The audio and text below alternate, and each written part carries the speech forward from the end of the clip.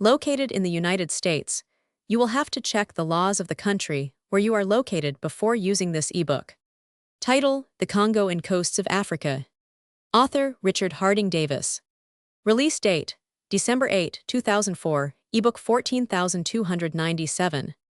Most recently updated, October 28, 2024. Language: English.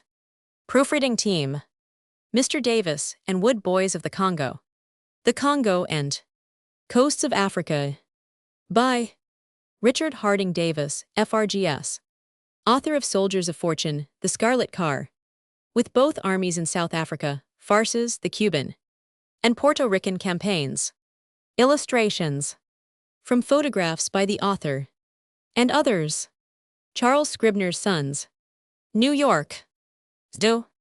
Cecil Clark Davis. My fellow voyager along the coasts of Africa.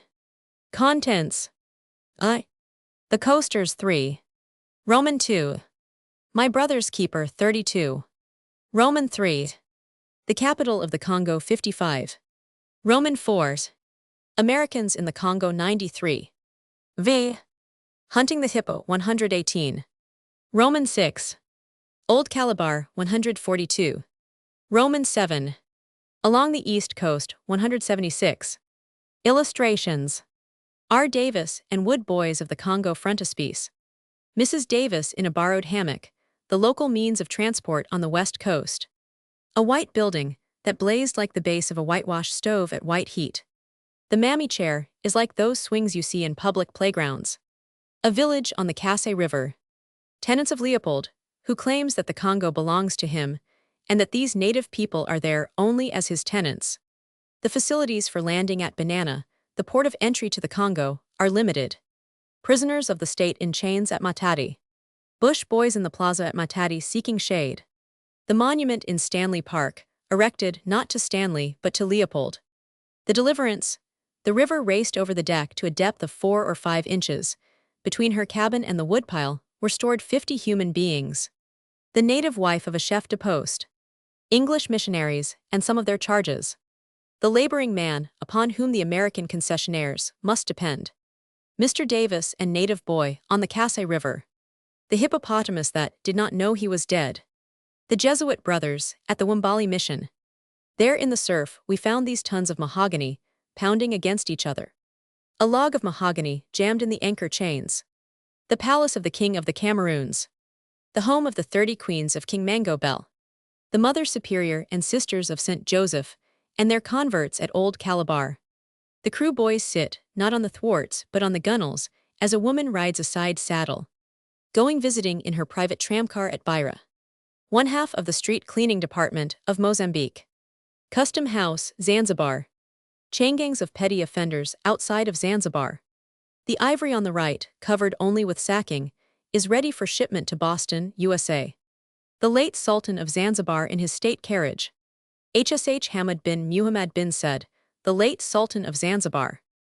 A German factory at Tanga, the store below, the living apartments above. Sudanese soldiers, under a German officer outside of Tanga. The Congo and Coasts of Africa. The Coasters. No matter how often one sets out for to admire, and for to see, for to behold this world so wide, he never quite gets over being surprised at the erratic manner in which civilization distributes itself. At the way it ignores one spot upon the earth's surface, and upon another, several thousand miles away, heaps its blessings and its tyrannies. Having settled in a place, one might suppose the influences of civilization would first be felt by the people nearest that place. Instead of which, a number of men go forth in a ship, and carry civilization as far away from that spot as the winds will bear them. When a stone falls in a pool, each part of each ripple is equally distant from the spot where the stone fell. But if the stone of civilization were to have fallen, for instance, into New Orleans, equally near to that spot, we would find the people of New York City and the naked Indians of Yucatan. Civilization does not radiate or diffuse. It leaps, and as to where it will next strike, it is as independent as forked lightning. During hundreds of years it passed over the continent of Africa to settle only at its northern coastline and its most southern cape. And today, it has given Cuba all of its benefits, and has left the equally beautiful island of Haiti, only 14 hours away, sunk in fetish worship and brutal ignorance. One of the places it has chosen to ignore is the west coast of Africa. We are familiar with the northern coast in South Africa. We know all about Morocco and the picturesque Raciali, Lord Cromer and Shefford's Hotel.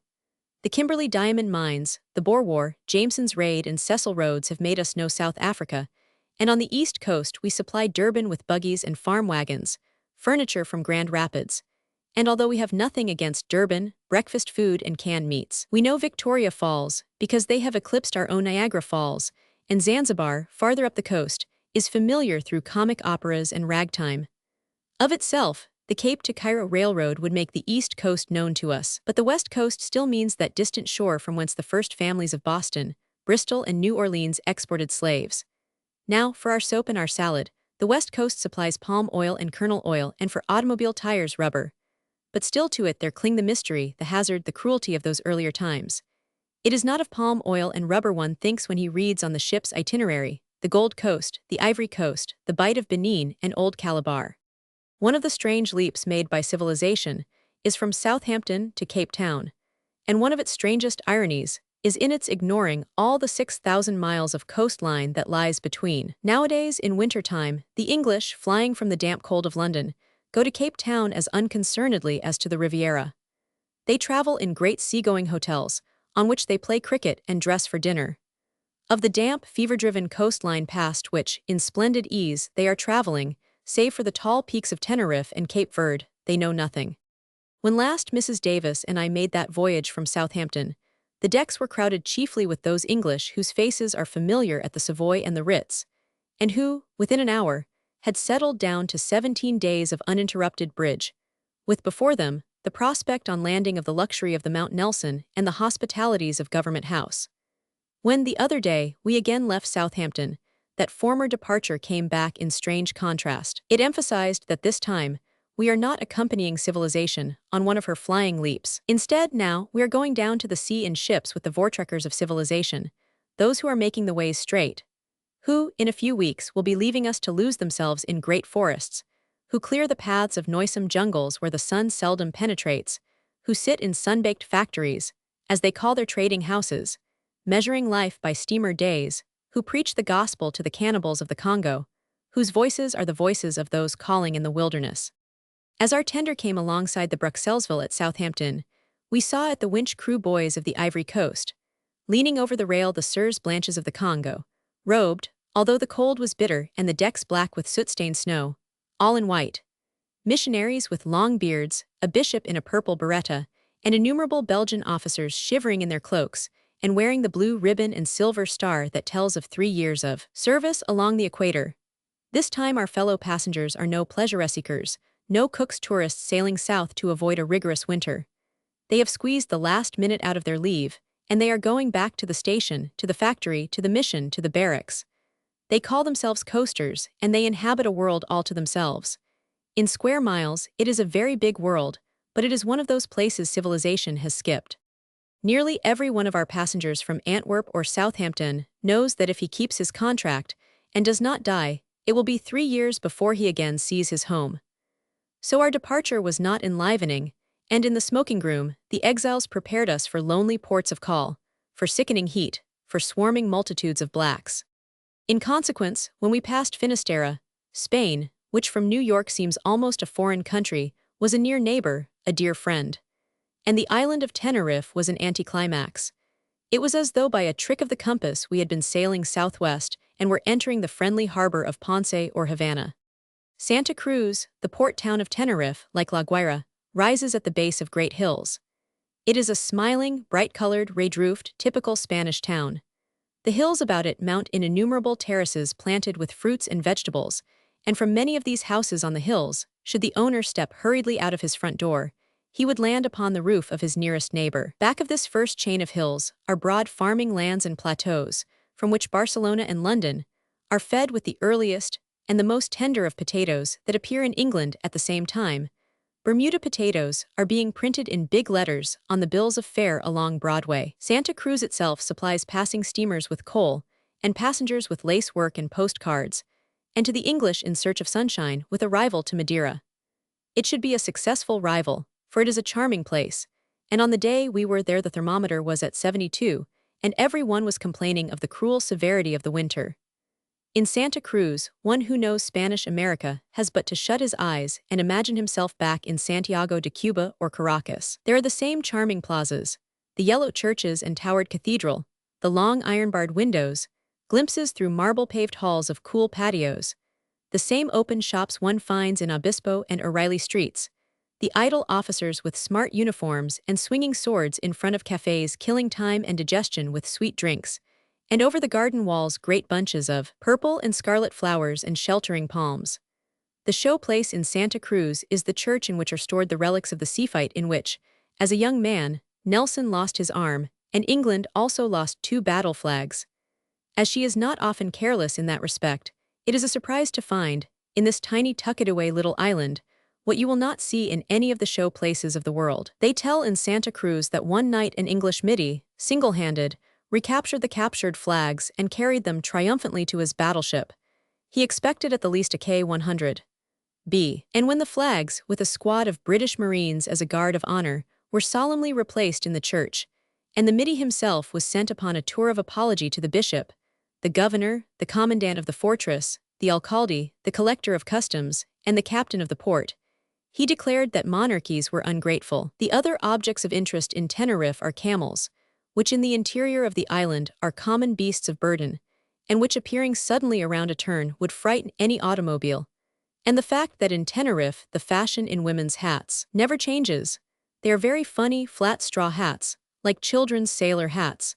They need only USS Iowa on the band to be quite familiar. Their secret is that they are built to support baskets and buckets of water, and that concealed in each is a heavy pad. Mrs. Davis in a borrowed hammock, the local means of transport on the west coast. After Tenerife, the destination of everyone on board is as irrevocably fixed as though the ship were a government transport. We are all going to the west coast, or to the Congo. Should you wish to continue on to Cape Town along the south coast, as they call the vast territory from Lagos to Cape Town, although there is a very irregular, service to the Cape, you could as quickly reach it by going on to the Congo, returning all the way to Southampton, and again starting on the direct line south. It is as though a line of steamers running down our coast to Florida would not continue on along the south coast to New Orleans and Galveston, and as though no line of steamers came from New Orleans and Galveston to meet the steamers of the east coast. In consequence, the west coast of Africa, cut off by lack of communication from the south, divorced from the north by the desert of Sahara, lies in the steaming heat of the equator today as it did 1,000 years ago, in inaccessible, inhospitable isolation.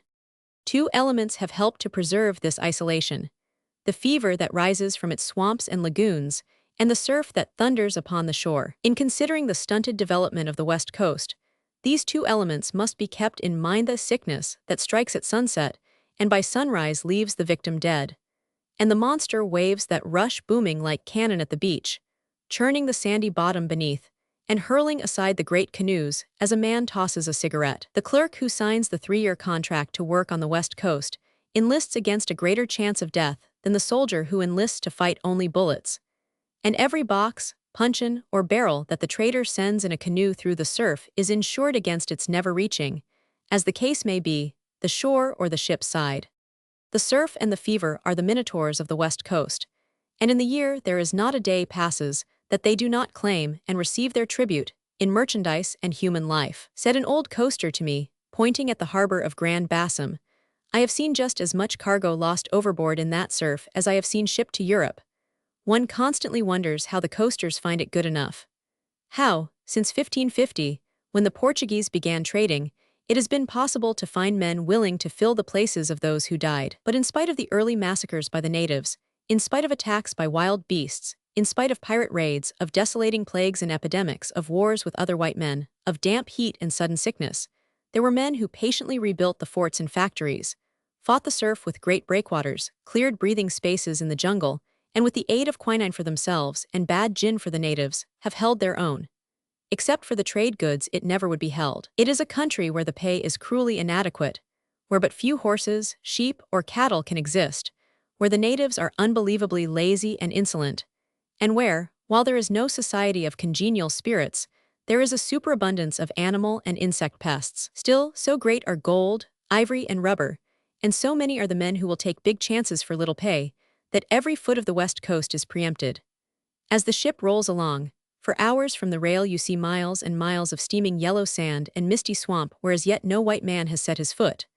But in the real estate office of Europe, some power claims the right to protect that swamp. Some treaty is filed as a title deed. As the powers finally arranged it, the map of the west coast is like a mosaic, like the edge of a badly constructed patchwork quilt.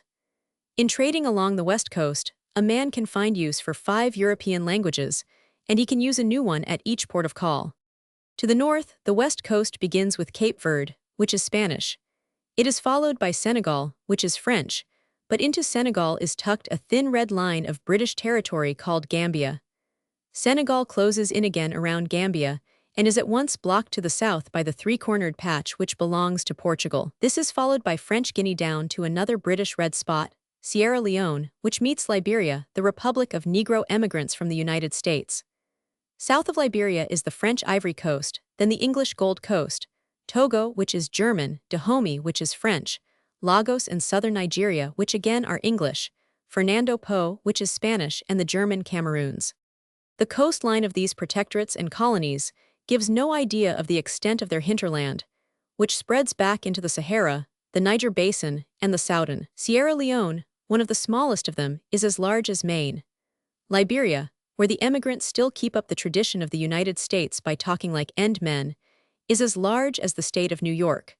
2 other colonies, Senegal and Nigeria, together are 135,000 square miles larger than the combined square miles of all of our Atlantic states from Maine to Florida and including both. To partition finally among the powers this strip of death and disease, of uncountable wealth, of unnamed horrors and cruelties, has taken many hundreds of years, has brought to the black man every misery that can be inflicted upon a human being, and to thousands of white men, death and degradation, or great wealth.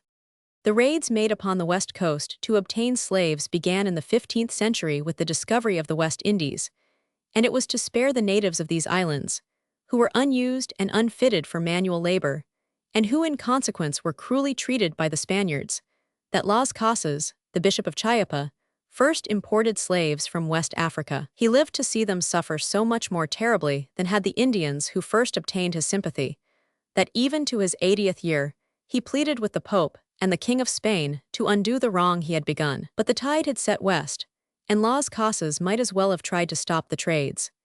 In 1800, Wilberforce stated in the House of Commons that at that time British vessels were carrying each year to the Indies and the American colonies 38,000 slaves, and when he spoke the traffic had been going on for 250 years. After the Treaty of Utrecht, Queen Anne congratulated her peers on the terms of the treaty, which gave to England the fortress of Gibraltar, the island of Minorca, and the monopoly in the slave trade for 30 years, or, as it was called, the Asiento Contract. This was considered so good an investment that Philip V of Spain took up 1/4 of the common stock, and good Queen Anne reserved another 1/4, which later she divided among her ladies.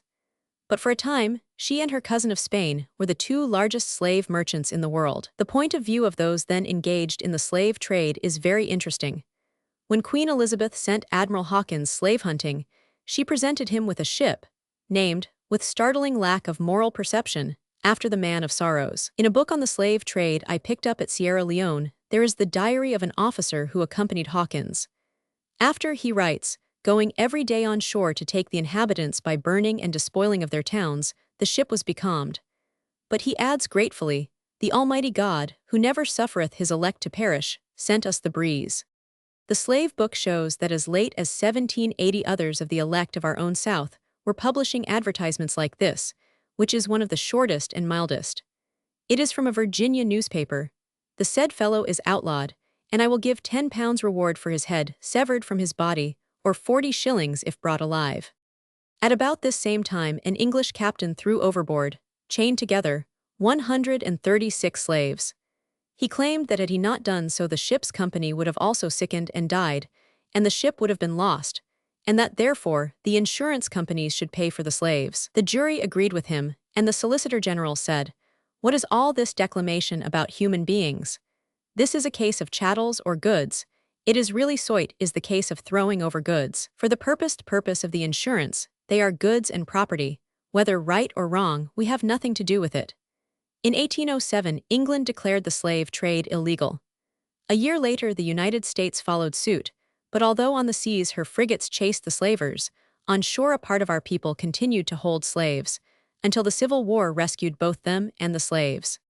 As early as 1718, Raynal and Diderot estimated that up to that time, there had been exported from Africa to the North and South America's 9 million slaves. Our own historian, Bancroft, calculated that in the 18th century, the English alone imported to the Americas 3 million slaves, while another 2,500,000 purchased or kidnapped on the West Coast were lost in the surf, or on the voyage thrown into the sea. For that number, Bancroft places the gross returns as not far from $400 million. All this is history and to the reader familiar, but I do not apologize for reviewing it here, as without the background of the slave trade, the West Coast, as it is today, is difficult to understand. As we have seen, to kings, to chartered merchant adventurers, to the cotton planters of the West Indies and of our South, and to the men of the North who traded in black ivory, the West Coast gave vast fortunes. The price was the lives of millions of slaves. And today it almost seems as though the sins of the fathers were being visited upon the children, as though the juju of the African, under the spell of which his enemies languish and die, has been cast upon the white man. We have to look only at home, in the millions of dead, and in the misery of the Civil War, and today in race hatred, in race riots, in monstrous crimes and as monstrous lynchings, we seem to see the fetish of the West Coast, the curse, falling upon the children to the third and fourth generation of the million slaves that were thrown, shackled into the sea. The first mention in history of Sierra Leone is when in 480 B.C., Hanno, the Carthaginian, anchored at night in its harbor, and then owing to fires in the forests, the beating of drums, and strange cries that issued from the bushes, before daylight hastened away. We now skip 1900 years. This is something of a gap, but except for the sketchy description given us by Hanno of the place, and his one gaudy night there, Sierra Leone, until the 15th century, utterly disappears from the knowledge of man. Happy is the country without a history. 1900 years having now supposed to elapse, the second act begins with De Sintra, who came in search of slaves, and instead gave the place its name. Because of the roaring of the wind around the peak that rises over the harbor, he called it the Lion Mountain. Sierra Leone, as originally purchased in 1786, consisted of 20 square miles, for which among other articles of equal value King Nambana received a crimson satin embroidered waistcoat, 1 puncheon of rum, 10 pounds of beads, 2 cheeses, 1 box of smoking pipes, a mock diamond ring, and a tierce of pork. What first impressed me about Sierra Leone was the heat. It does not permit one to give his attention wholly to anything else. I always have maintained that the hottest place on earth is New York, and I have been in other places with more than a local reputation for heat. Some along the equator, Lourenço Marques, which is only prevented from being an earthen oven because it is a swamp, the Red Sea, with a following breeze, and from both shores the baked heat of the desert, and Nagasaki, on a rainy day in midsummer. But New York in August, radiating stored-up heat from iron-framed buildings, with the foul, dead air shut in by the skyscrapers, with a humidity that makes you think you are breathing through a steam-heated sponge, is as near the lower regions as I hope any of us will go. And yet Sierra Leone is no mean competitor.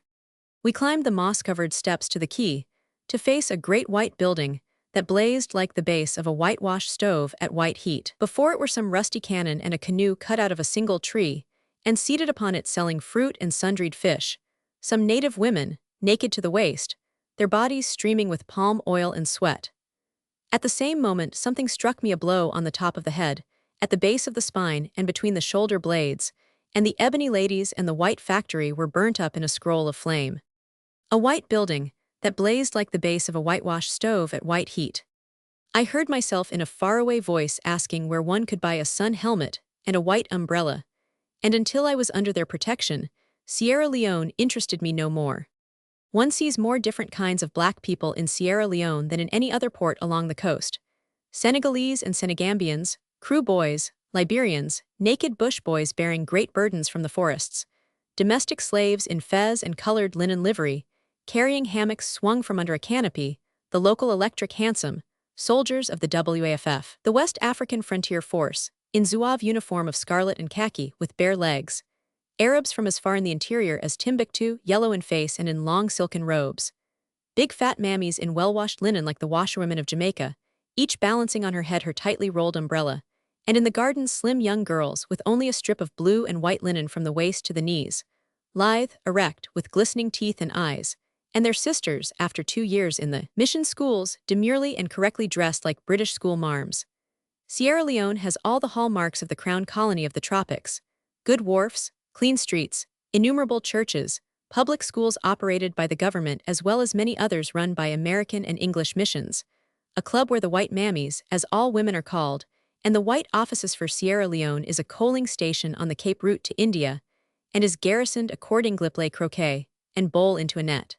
When the officers are not bowling, they are tramping into the hinterland after tribes on the warpath from Liberia, and coming back, perhaps wounded or racked with fever, or perhaps they do not come back. On the day we landed, they had just buried one of the officers. On Saturday afternoon he had been playing tennis, during the night the fever claimed him, and Sunday night he was dead. That night as we pulled out to the steamer, there came toward us in black silhouette against the sun, setting blood-red into the lagoon, 2 great canoes. They were coming from up the river piled high with fruit and bark, with the women and children lying huddled in the high bow and stern, while amidships the 12 men at the oars strained and struggled until we saw every muscle rise under the black skin. As their stroke slackened, the man in the bow with the tom-tom beat more savagely upon it, and shouted to them in shrill, sharp cries. Their eyes shone, their teeth clenched, the sweat streamed from their naked bodies. They might have been slaves chained to the thwarts of a trireme. Just ahead of them lay at anchor the only other ship beside our own in port, a 2-masted schooner, the Gladys E. Wilden, out of Boston. Her captain leaned upon the rails smoking his cigar, his shirt sleeves held up with pink elastics, on the back of his head a derby hat. As the rowers passed under his bows, he looked critically at the streaming black bodies and spat meditatively into the water. His own father could have had them between decks as cargo. Now for the petroleum and lumber he brings from Massachusetts to Sierra Leone, he returns in ballast. Because her lines were so homelike and her captain came from Cape Cod, we wanted to call on the Gladys E. Wilden, but our own captain had different views, and the 2 ships passed in the night, and the man from Boston never will know that 2 folks from home were burning signals to him. Because our next port of call, Grand Bassam, is the chief port of the French Ivory Coast, which is 125,000 square miles in extent, we expected quite a flourishing seaport. Instead, Grand Bassam was a bank of yellow sand, a dozen bungalows in a line, a few wind-blown coconut palms, an iron pier, and a French flag. Beyond the coconut palms we could see a great lagoon, and each minute a wave leaped roaring upon the yellow sandbank and tried to hurl itself across it, eating up the bungalows on its way, into the quiet waters of the lake.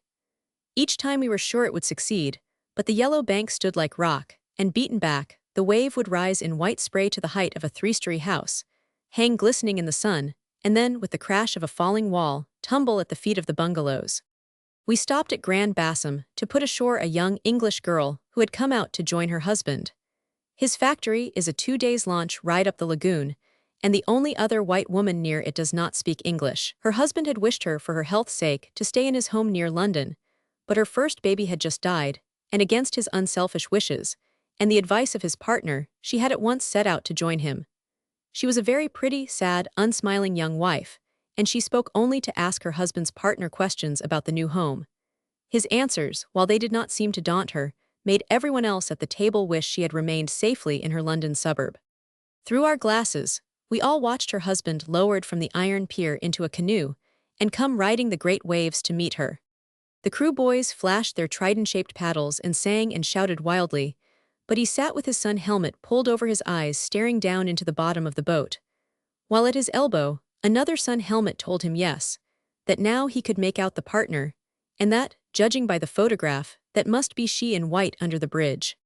The husband and the young wife were swung together over the side to the lifting waves in a 2-seated mammy chair, like one of those vis-a-vis swings you see in public playgrounds and picnic groves, and they carried with them, as a gift from Captain Burton, a fast-melting lump of ice, the last piece of fresh meat they will taste in many a day, and the blessings of all the ship's company. And then, with inhospitable haste, there was a rattle of anchor chains, a quick jangle of bells from the bridge to the engineer room, and the Bruxellesville swept out to sea, leaving the girl from the London suburb to find her way into the heart of Africa. Next morning we anchored in a dripping fog off Sekondi on the Gold Coast, to allow an English doctor to find his way to a fever camp.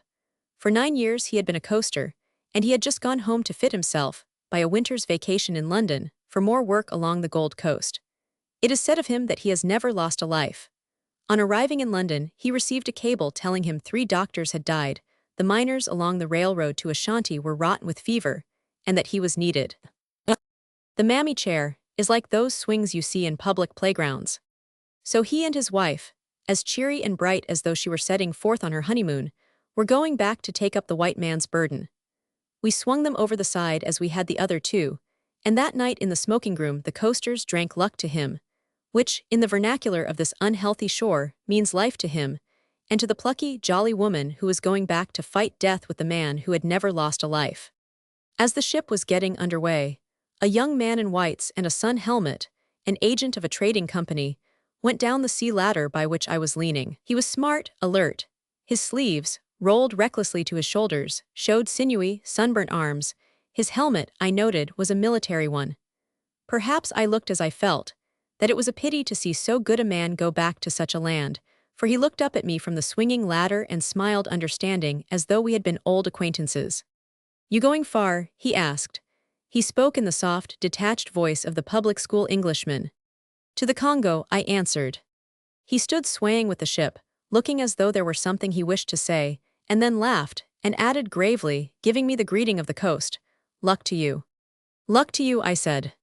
That is the worst of these gaddings about, these meetings with men you wish you could know, who pass like a face in the crowded street, who hold out a hand, or give the password of the brotherhood, and then drop down the sea ladder and out of your life forever. Roman 2. My brother's keeper. To me, the fact of greatest interest about the Congo is that it is owned, and the 20 millions of people who inhabit it are owned by one man. The land and its people are his private property. I am not trying to say that he governs the Congo. He does govern it, but that in itself would not be of interest. His claim is that he owns it. Though backed by all the mailed fists in the German Empire and all the dreadnoughts of the seas, no other modern monarch would make such a claim. It does not sound like anything we have heard since the days and the ways of Pharaoh.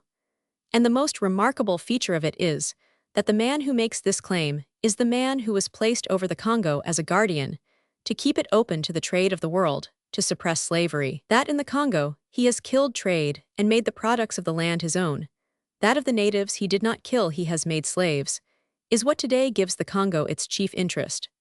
It is well to emphasize how this one man stole a march on 14 powers, including the United States, and stole also an empire of 1 million square miles. 25 years ago, all of Africa was divided into many parts. The part which still remained to be distributed among the powers was that which was watered by the Congo River and its tributaries. Along the north bank of the Congo River ran the French Congo. The Portuguese owned the lands to the south, and on the east it was shut in by protectorates and colonies of Germany and England. It was, and is, a territory as large, were Spain and Russia omitted, as Europe. Were a map of the Congo laid upon a map of Europe, with the mouth of the Congo River where France and Spain meet at Biarritz, the boundaries of the Congo would reach south to the heel of Italy, to Greece, to Smyrna, east to Constantinople and Odessa, northeast to St. Petersburg and Finland, and northwest to the extreme limits of Scotland. Distances in this country are so enormous, the means of progress so primitive, that many of the Belgian officers with whom I came south and who already had traveled 19 days from Antwerp, had still, before they reached their posts, to steam, paddle, and walk for 3 months. In 1844, to dispose amicably of this great territory, which was much desired by several of the powers, a conference was held at Berlin. There it was decided to make of the Congo Basin an independent state, a free-for-all country, where every flag could trade with equal right, and with no special tariff or restriction. The general act of this conference agreed. The trade of all nations shall enjoy complete freedom. No power which exercises, or shall exercise sovereign rights in the above-mentioned regions, shall be allowed to grant therein a monopoly or favor of any kind in matters of trade. All the powers exercising sovereign rights or influence in the aforesaid territories bind themselves to watch over the preservation of the native tribes, and to care for the improvement of the condition of their moral and material welfare, and to help in suppressing slavery. The italics are mine. These quotations from the Act are still binding upon the 14 powers, including the United States.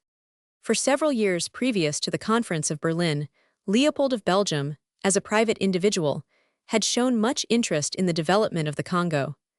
The opening up of that territory was apparently his hobby. Out of his own pocket, he paid for expeditions into the Congo basin, employed German and English explorers, and protested against the then existing iniquities of the Arabs, who for ivory and slaves raided the Upper Congo.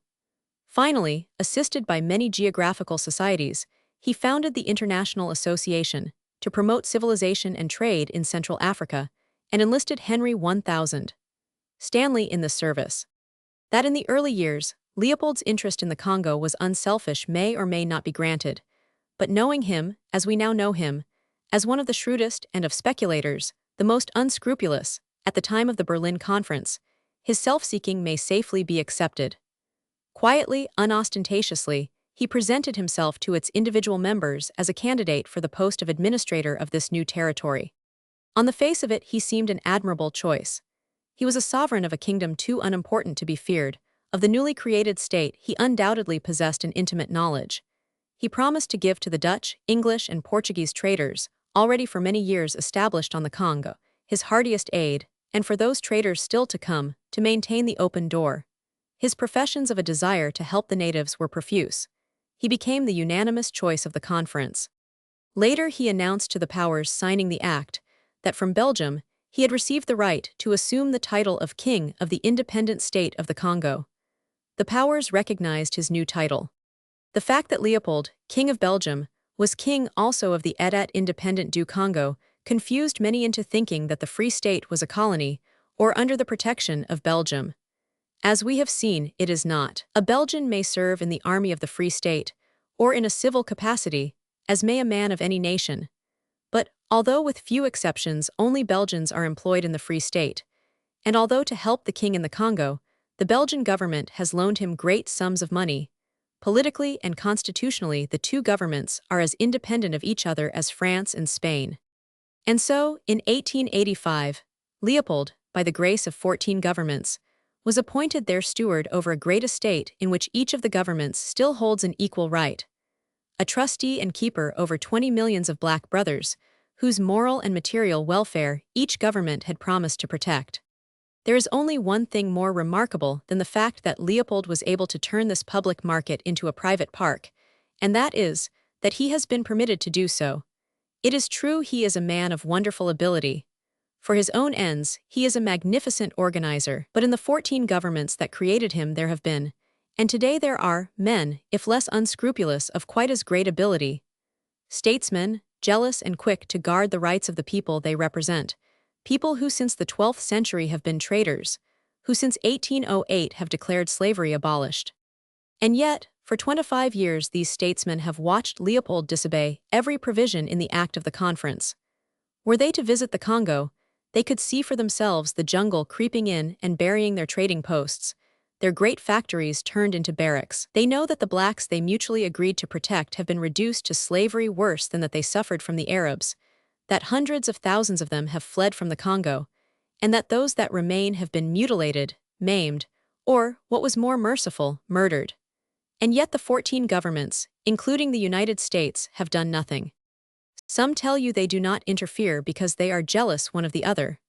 Others say that it is because they believe the Congo will soon be taken over by Belgium, and with Belgium in control, they argue, they would be dealing with a responsible government, instead of with a pirate. But so long as Leopold is King of Belgium, one doubts if Belgians in the Congo would rise above the level of their king. The English, when asked why they do not assert their rights, granted not only to them, but to 13 other governments, reply that if they did they would be accused of ulterior motives. What ulterior motives? If you pursue a pickpocket and recover your watch from him, are your motives in doing so open to suspicion? Personally, although this is looking some way ahead, I would like to see the English take over and administrate the Congo. Wherever I visit a colony governed by Englishmen, I find under their administration, in spite of opium in China and gin on the west coast, that 3 people are benefited: the Englishman, the native, and the foreign trader from any other part of the world. Of the colonies of what other country can one say the same? As a rule, our present governments are not loath to protect their rights, but toward asserting them in the Congo, they have been moved neither by the protests of traders, chambers of commerce, missionaries, the public press, nor by the cry of the black man to let my people go. By only those in high places can it be explained. We will leave it as a curious fact and return to the unjust steward. His first act was to wage wars upon the Arabs. From the southern and from the east coast they were raiding the Congo for slaves and ivory, and he drove them from it. By these wars he accomplished two things. As the defender of the slave, he gained much public credit, and he kept the ivory. But war is expensive, and soon he pointed out to the powers that to ask him out of his own pocket to maintain armies in the field and to administer a great estate was unfair. He humbly sought their permission to levy a few taxes. It seemed a reasonable request. To clear roads, to keep boats upon the great rivers, to market with buoys, to maintain wood stations for the steamers, to improve the moral and material welfare of the natives would cost money, and to allow Leopold to bring about these improvements, which would be for the good of all, he was permitted to levy the few taxes. That was 20 years ago. Today I saw none of these improvements, and the taxes have increased. From the first they were so heavy that the great trade houses, which for 100 years in peace and mutual goodwill bartered with the natives, found themselves ruined. It was not alone the export taxes, lighterage dues, port dues, and personal taxes that drove them out of the Congo. It was the king appearing against them as a rival trader, the man appointed to maintain the open door. And a trader with methods they could not or would not imitate. Leopold, or the state, saw for the existence of the Congo only two reasons: rubber and ivory. And the collecting of this rubber and ivory was, as he saw it, the sole duty of the state and its officers. When he threw over the part of trustee and became the Arab raider, he could not waste his time, which, he had good reason to fear, might be short, upon products that, if fostered, would be of value only in later years. Still less time had he to give to improvements that cost money and that would be of benefit to his successors. He wanted only rubber, he wanted it at once, and he cared not at all how he obtained it. So he spun, and still spins, the greatest of all get-rich-quick schemes, one of gigantic proportions, full of tragic, monstrous, nauseous details. The only possible way to obtain rubber is through the native. As yet, in teeming forests, the white man cannot work and live. Of even Chinese coolies imported here to build a railroad 90% died. So, with a stroke of the pen, Leopold declared all the rubber in the country the property of the state, and then, to make sure that the natives would work it, ordered that taxes be paid in rubber. If once a month, in order to keep the natives steadily at work, the taxes were ordered to be paid each month instead of once a year. Each village did not bring in so many baskets of rubber. The king's cannibal soldiers raided it, carried off the women as hostages, and made prisoners of the men, or killed and ate them. For every kilo of rubber brought in excess of the quota, the king's agent, who received the collected rubber and forwarded it down the river, was paid a commission, or was paid by results. Another bonus was given him based on the price at which he obtained the rubber. If he paid the native only 6 cents for every 2 pounds, he received a bonus of 3 cents, the cost to the state being but 9 cents per kilo. But if he paid the natives 12 cents for every 2 pounds, he received as a bonus less than 1 cent. In a word, the more rubber the agent collected, the more he personally benefited. And if he obtained it cheaply or for nothing, that is, by taking hostages, making prisoners, by the whip of hippopotamus hide, by torture, so much greater his fortune, so much richer Leopold. A village on the Casse River. Few schemes devised have been more cynical, more devilish, more cunningly designed to incite a man to cruelty and abuse. To dishonesty it was an invitation and a reward. It was this system of payment by results, evolved by Leopold sooner than allow his agents a fixed and sufficient wage, that led to the atrocities. One result of this system was that in 7 years, the natives condemned to slavery in the rubber forests brought in rubber to the amount of $55 million.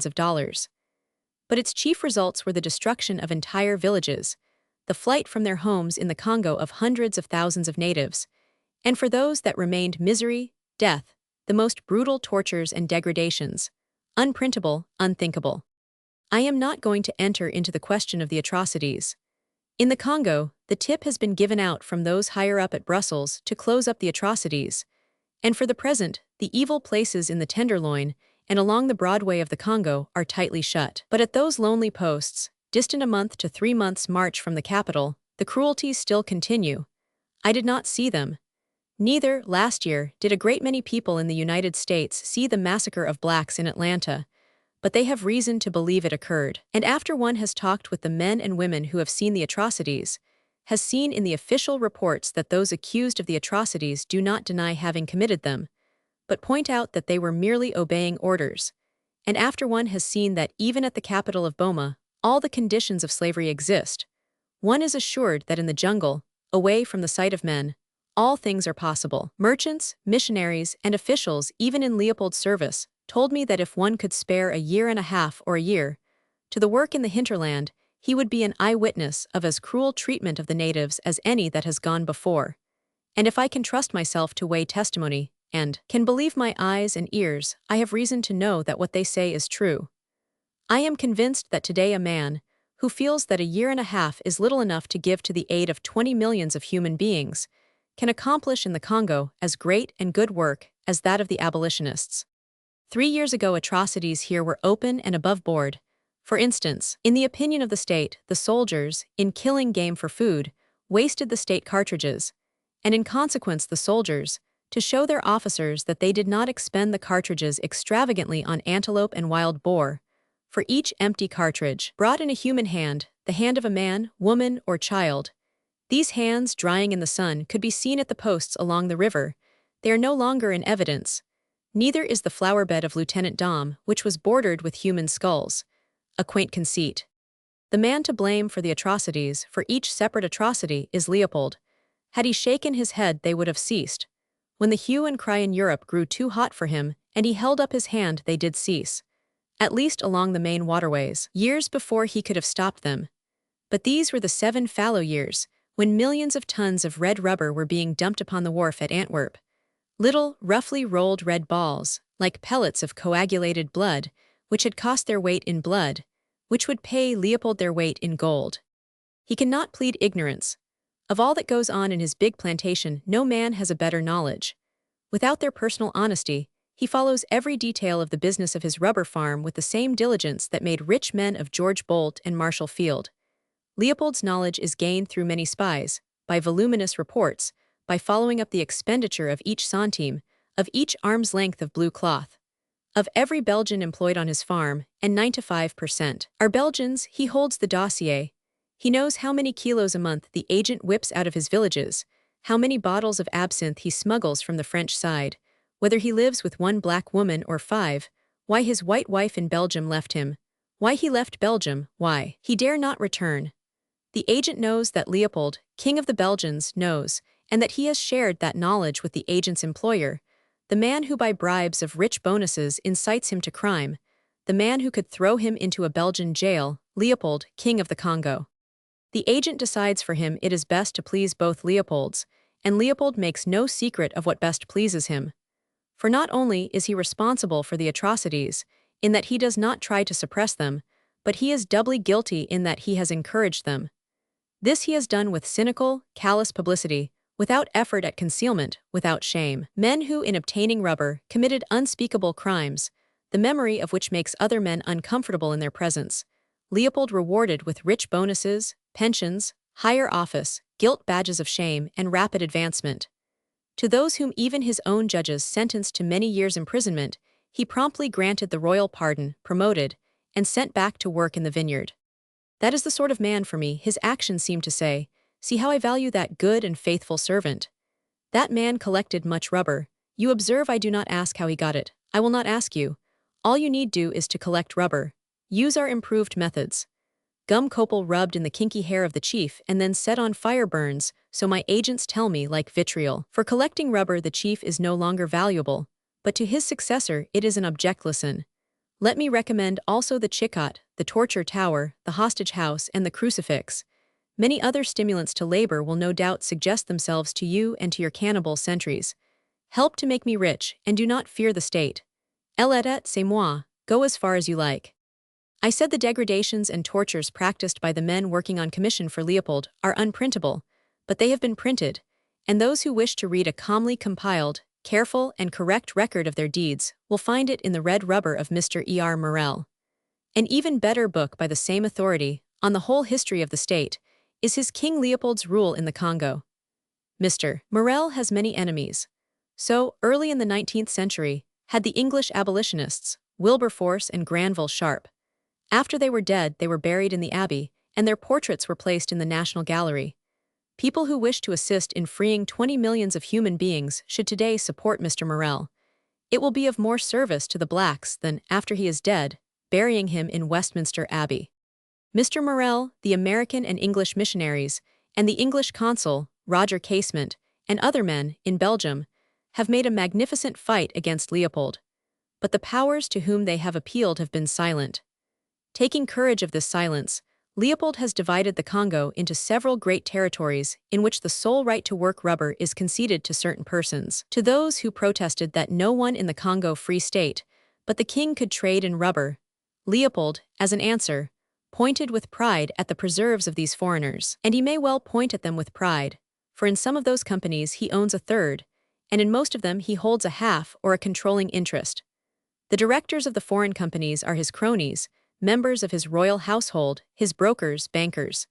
You have only to read the names published in the lists of the Brussels Stock Exchange to see that these trading companies, under different aliases, are Leopold. Having then conceded the greater part of the Congo to himself, Leopold set aside the best part of it, so far as rubber is concerned, as a domain prive. Officially, the receipts of this pay for running the government, and for schools, roads, and wharfs for which taxes were levied, but for which, after 20 years, one looks in vain. Leopold claims that through the Congo he is out of pocket, that this carrying the banner of civilization in Africa does not pay. Through his press bureaus he tells that his sympathy for his black brother, his desire to see the commerce of the world busy along the Congo, alone prevents him giving up what is for him a losing business. There are several answers to this. One is that in the Kasai Company alone, Leopold owns 2010 shares of stock, worth originally 50 a share. The value of each share rose to 3,100. Making at one time his total shares worth 5,421,000. In the AB1 R concession he owns 1,000 shares, originally worth 100 each, later worth 940. In the vintage year of 1900, each of these shares was worth 50/50, and the 1,000 shares thus rose to the value of 5,050,000. These are only two companies. In most of the others, half the shares are owned by the king. As published in the State Bulletin, the money received in 8 years for rubber and ivory, gathered in the domain prive, differs from the amount given for it in the market at Antwerp. The official estimates show a loss to the government. The actual sales show that the government, over and above its own estimate of its expenses, instead of losing, made from the domain prive alone 10 million. We are left wondering to whom went that unaccounted for 10 million. Certainly the king would not take it, for to reimburse himself for his efforts, he early in the game reserved for himself another tract of territory known as the Domaine de la Couronne. For years he denied that this existed. He knew nothing of crown lands. But at last, in the Belgian chamber, it was publicly charged that, for years from this private source, which he had said did not exist, Leopold had been drawing an income of 15 million. Since then the truth of this statement has been denied, but at the time in the chamber it was not contradicted. Today, grown insolent by the apathy of the powers, Leopold finds disguising himself as a company, as a laborer worthy of his hire, irksome. He now decrees that as sovereign over the Congo, all of the Congo belongs to him. It is as much his property as is a pheasant drive, as is a staked-out mining claim, as your hat is your property. And the 20 millions of people who inhabit it are there only on his sufferance. They are his tenants. He permits each the hut in which he lives, and the garden adjoining that hut, but his work must be for Leopold. And everything else, animal, mineral, or vegetable, belongs to Leopold. The natives not only may not sell ivory or rubber to independent traders, but if it is found in their possession, it is seized. And if you and I bought a tusk of ivory here, it would be taken from us, and we could be prosecuted. This is the law. Other men rule over territories more vast even than the Congo. The King of England rules an empire upon which the sun never sets, but he makes no claim to own it. Against the wishes of even the humblest crofter, the king would not, because he knows he could not, enter his cottage. Nor can we imagine even Kaiser William going into the palm-leaf hut of a charcoal burner in German East Africa and saying, "This is my palm-leaf hut. This is my charcoal. You must not sell it to the English, or the French, or the American. If they buy from you, they are receivers of stolen goods. To feed my soldiers, you must drag my river for my fish. For me, in my swamp and in my jungle, you must toil 24 days of each month to gather my rubber. You must not hunt the elephants, for they are my elephants. Those tusks that 50 years ago your grandfather, with his naked spear, cut from an elephant, and which you have tried to hide from me under the floor of this hut, are my ivory. Because that elephant, running wild through the jungle 50 years ago, belonged to me. And you yourself are mine, your time is mine, your labor is mine, your wife, your children, all are mine. They belong to me. Tenants of Leopold, who claims that the Congo belongs to him, and that these native people are there only as his tenants. This, then, is the open door as I find it today in the Congo. It is an incredible state of affairs, so insolent, so magnificent in its impertinence, that it would be humorous, were it not for its background of misery and suffering, for its hostage houses, its chain gangs, its chikots, its nameless crimes against the human body, its baskets of dried hands held up in tribute to the Belgian blackguard. Roman 3. The capital of the Congo. Leopold's shop has its front door at Banana. Its house flag is a golden star on a blue background. Banana is the port of entry to the Congo. You have, no doubt, seen many ports of Europe: Antwerp, Hamburg, Boulogne, Lisbon, Genoa, Marseille. Banana is the port of entry to a country as large as Western Europe, and while the imports and exports of Europe trickle through all these cities, the commerce of the Congo enters and departs entirely at Banana. You can then picture the busy harbor, the jungle of masts, the white bridges and awnings of the steamers. By the fat funnels and the flags you can distinguish the English tramps, the German merchantmen, the French, Dutch, Italian, Portuguese traders, the smart liners from Liverpool, even the Arab dhows with birdwing sails, even the steel, four-masted schooners out of Boston. USA, you can imagine the toiling lighters, the slapdash tenders, the launches with shrieking whistles. Of course, you suspect it is not a bit like that. But were it for 14 countries the open door to 20 millions of people, that is how it might look. Instead, it is the private entrance to the preserves of a private individual. So what you really see is, on the one hand, islands of mangrove bushes, with their roots in the muddy water. On the other, Banana, a strip of sand and palm trees without a wharf, quay, landing stage, without a pier to which you could make fast anything larger than a rowboat. In a canoe naked natives paddle alongside to sell fish. A peevish little man in a sun hat, who, in order to save Leopold III salaries, holds 4 port offices, is being rowed to the gangway. On shore, the only other visible inhabitant of Banana, a man with no nerves, is disturbing the brooding, sweating silence by knocking the rust off the plates of a stranded mudscow. Welcome to our city. Welcome to busy, bustling Banana, the port of entry of the Congo Free State. The facilities for landing at Banana, the port of entry to the Congo, are limited. From what I had read of the Congo, I expected a broad sweep of muddy, malaria-breeding water, lined by low-lying swamp lands, gloomy, monotonous, depressing. But on the way to Boma, and later, when I traveled on the upper Congo, I thought the river more beautiful than any great river I had ever seen. It was full of wonderful surprises. Sometimes it ran between palm-covered banks of yellow sand as low as those of the Mississippi or the Nile. And again, in half an hour, the banks were rock and as heavily wooded as the mountains of Montana, or as white and bold as the cliffs of Dover, or we passed between great hills, covered with what looked like giant oaks, and with their peaks hidden in the clouds. I found it like no other river, because in some one particular it was like them all. Between Banana and Boma, the banks first screened us in with the tangled jungle of the tropics, and then opened up great wind-swept plateaus, leading to hills that suggested off all places England, and at that, cultivated England. The contour of the hills, the shape of the trees, the shade of their green contrasted with the green of the grass, were like only the cliffs above Plymouth. One did not look for native kraals and the wild antelope, but for the square, ivy-topped tower of the village church, the loaf-shaped hayricks, slow-moving masses of sheep. But this that looks like a pasture land is only coarse limestone covered with bitter, unnutritious grass, which benefits neither beast nor man. At sunset we anchored in the current 3 miles from Boma, and at daybreak we tied up to the iron wharf.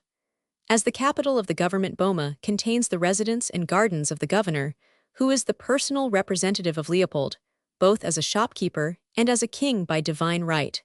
He is a figurehead.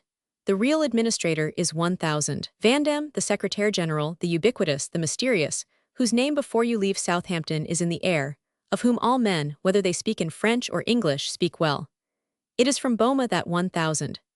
Vandam sends collectors of rubber, politely labeled inspecteurs, directeurs, judges, capitaines, and South lieutenants to their posts, and distributes them over 1 million square miles. Boma is the capital of a country which is as large as 6 nations of the European continent. For 25 years it has been the capital. Therefore, the reader already guesses that Boma has only one wharf, and at that wharf there is no custom house, no warehouse, not even a canvas awning under which, during the 6 months of rainy season, one might seek shelter for himself and his baggage. Our debarkation reminded me of a landing of filibusters. A wharf 40 yards long led from the steamer to the bank. Down this marched the officers of the army, the clerks, the bookkeepers, and on the bank and in the street each dumped his boxes, his sword, his camped, his full-dress helmet. It looked as though a huge eviction had taken place, as though a retreating army, having gained the river's edge, were waiting for a transport. It was not as though to the government the coming of these gentlemen was a complete surprise. Regularly, every 3 weeks at that exact spot-alike number disembark. But in years, the state has not found it worth while to erect for them even an open zinc shed. The cargo invoice to the state is given equal consideration. Prisoners of the state, each wearing round his neck a steel ring from which a chain stretches to the ring of another prisoner, carried the cargo to the open street, where lay the luggage of the officers, and there dropped it. Mingled with steamer chairs, tin bathtubs, gun cases, were great crates of sheet iron, green boxes of gin, bags of Tenerife potatoes, boilers of an engine. Upon the scene the sun beat with vicious, cruel persistence. Those officers who had already served in the Congo dropped their belongings under the shadow of a solitary tree. Those who for the first time were seeing the capital of the country they had sworn to serve sank upon their boxes, and with dismay in their eyes, mopped their red and dripping brows. Prisoners of the state in chains at Matadi. Boma is built at the foot of a hill of red soil. It is a town of scattered buildings made of wood and sheet-iron plates, sent out in crates, and held together with screws. To Boma nature has been considerate. She has contributed many trees, 2 or 3 long avenues of palms, and in the many gardens caused flowers to blossom and flourish. In the report of the Commission of Inquiry, which Leopold was forced to send out in 1904 to investigate the atrocities, and each member of which, for his 4 months' work, received 20,000, Boma is described as possessing the daintiness and chic of a European watering place. Boma really is like a seaport of one of the Central American republics. It has a temporary sufficient for Damarawadi air. It looks like a military post that at any moment might be abandoned. To remove this impression, the state has certain exhibits which seem to point to a stable and good government. There is a well-conducted hospital and clean, well-built barracks.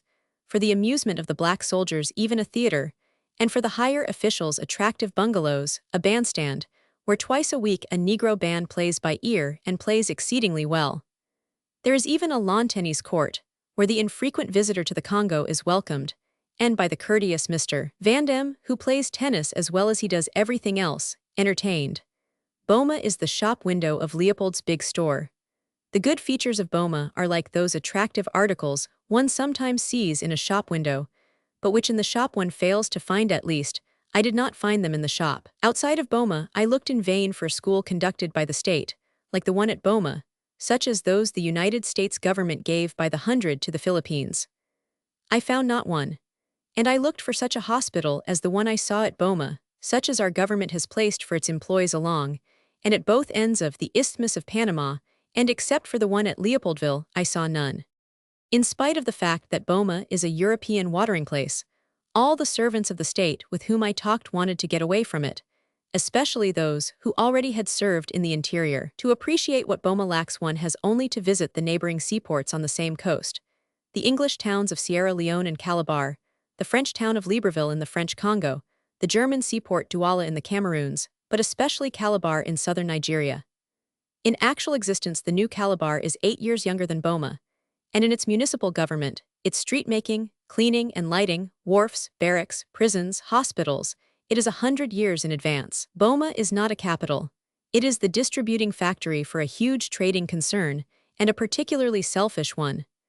There is, as I have said, only one wharf, and at that wharf, without paying the state, only state boats may discharge cargo, so the English, Dutch, and German boats are forced to tie up along the river front. There the grass is 8 feet high and breeds mosquitoes and malaria, and conceals the wary crocodile.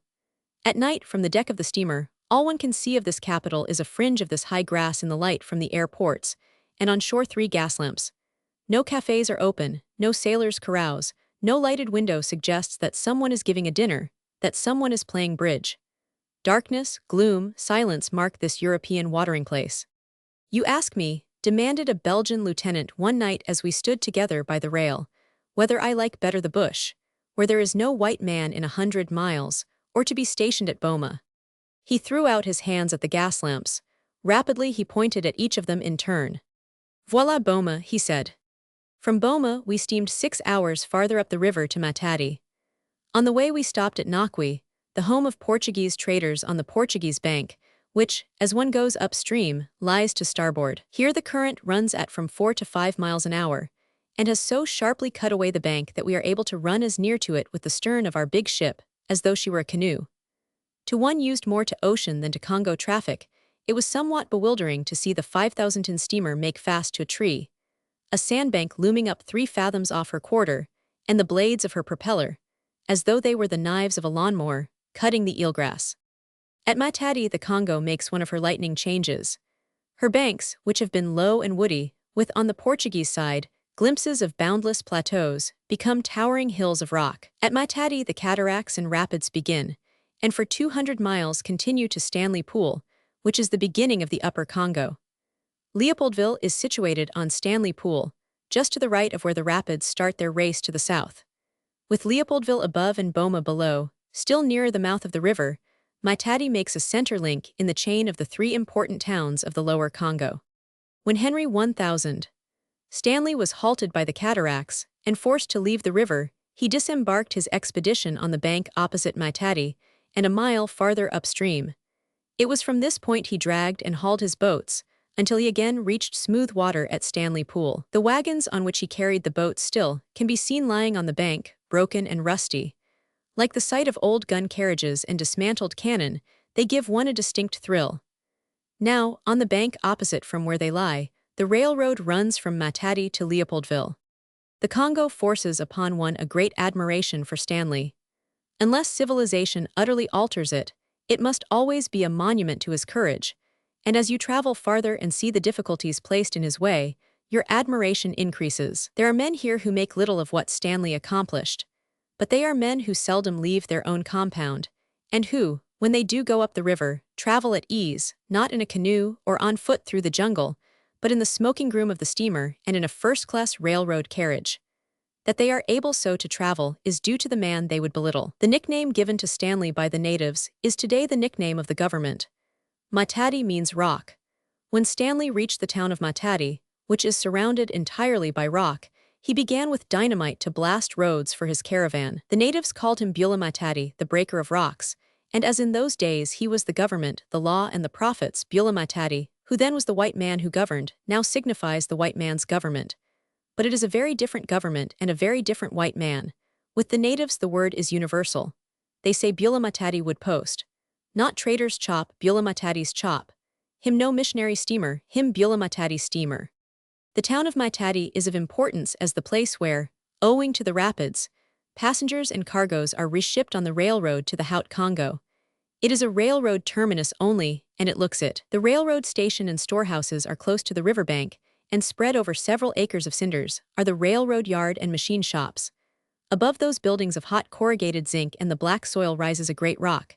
It is not so large as Gibraltar or so high as the Flatiron Building, but it is a little more steep than either. 3 narrow streets lead to its top. They are of flat stones with cement gutters. The stones radiate the heat of stove lids. They are worn to a mirror-like smoothness, and from their surface the sun strikes between your eyes, at the pit of your stomach, and the soles of your mosquito boots. The 3 streets lead to a parade ground no larger than and as bare as a brickyard.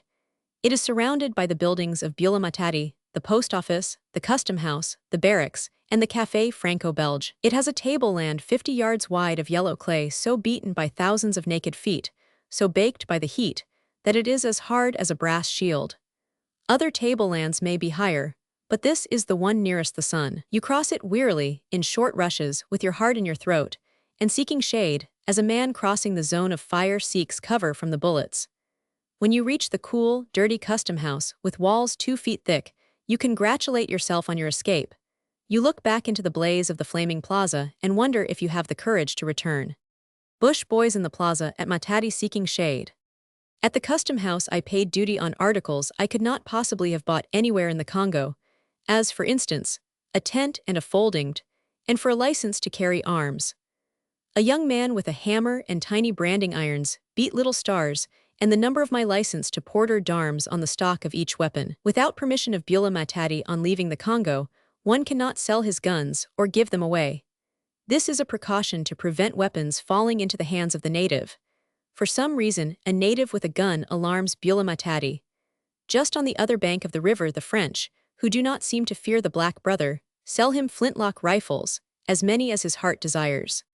On the steamer there was a mild young missionary coming out, for the first time, to whom some unobserving friend had given a fox terrier. The young man did not care for the dog. He had never owned a dog and did not know what to do with this one. Her name was Fanny, and only by the efforts of all on board did she reach the Congo alive. There was no one, from the butcher to the captain, including the passengers, who had not shielded Fanny from the cold and later from the sun, fed her, bathed her, forced medicine down her throat, and raced her up and down the spar deck. Consequently, we all knew Fanny, and it was a great shock when from the custom house I saw her running around the blazing parade ground, her eyes filled with fear and lost dog written all over her, from her drooping tongue to her drooping tail. Captain Burton and I called Fanny, and not seeking suicide for ourselves, sent half a dozen black boys to catch her. But Fanny never liked her black uncles. On the steamer, the crew boys learned to give her the length of her chain, and so we were forced to plunge to her rescue into the Valley of Heat. Perhaps she thought we were again going to lock her up on the steamer, or perhaps that it was a friendly game, for she ran from us as fast as from the black boys. In Matadi, no one ever had crossed the parade ground except at a funeral march, and the spectacle of two large white men playing tag with a small fox terrier attracted an immense audience. The officials and clerks left work and peered between the iron-barred windows. The prisoners in chains ceased breaking rock and stared dumbly from the barracks. The black sentries shrieked and gesticulated. The naked bush boys, in from a long caravan journey, rose from the side of their burdens and commented upon our maneuvers in gloomy, guttural tones. I suspect they thought we wanted Fanny for chop. Finally, Fanny ran into the legs of a German trader, who grabbed her by the neck and held her up to us. "You want him, hey," he shouted. "Aye, man," gasped Burton, now quite purple. "Did you think we were trying to amuse the dog?" I made a leash of my belt, and the captain returned to the ship, dragging his prisoner after him. An hour later, I met the youthful missionary leading Fanny by a rope. "I must tell you about Fanny," he cried. "After I took her to the mission, I forgot to tie her upus. I suppose I should have done, and she ran away. But, would you believe it, she found her way straight back to the ship. Was it not intelligent of her? I was too far gone with apoplexy, heat prostration, and sunstroke to make any answer, at least one that I could make to a missionary. The next morning Fanny, the young missionary, and I left for Leopoldville on the railroad. It is a narrow gauge railroad built near Matadi through the solid rock, and later twisting and turning so often that at many places one can see the track on 3 different levels. It is not a state road, but was built and is owned by a Dutch company, and except that it charges exorbitant rates and does not keep its carriages clean, it is well run, and the roadbed is excellent. But it runs a passenger train only 3 times a week, and though the distance is so short, and though the train starts at 6:30 in the morning, it does not get you to Leopoldville the same day. Instead, you must rest overnight at Thysville and start at 7 the next morning. That afternoon at 3 you reach Leopoldville. For the 250 miles the fare is 200 francs, and one is limited to 60 pounds of luggage. That was the weight allowed by the Japanese to each war correspondent, and as they gave us 6 months in Tokyo in which to do nothing else but weigh our equipment, I left Matadi without a penalty. Had my luggage exceeded the limit, for each extra pound I would have had to pay the company 10 cents.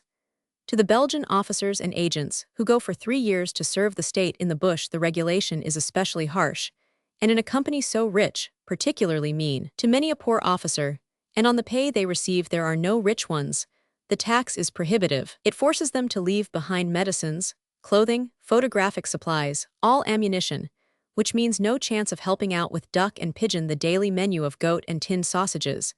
And what is the greatest hardship? All books. This regulation, which the state permitted to the concessionaires of the railroad, sends the agents of the state into the wilderness physically and mentally unequipped, and it is no wonder the weaker brothers go mad and act accordingly. My black boys traveled second class, which means an open car with narrow seats very close together and a wooden roof.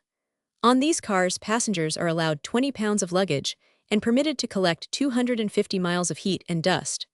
To a black boy, 20 pounds is little enough, for he travels with much more baggage than an average blanc. I am not speaking of the Congo boy. All the possessions the state leaves him he could carry in his pockets, and he has no pockets.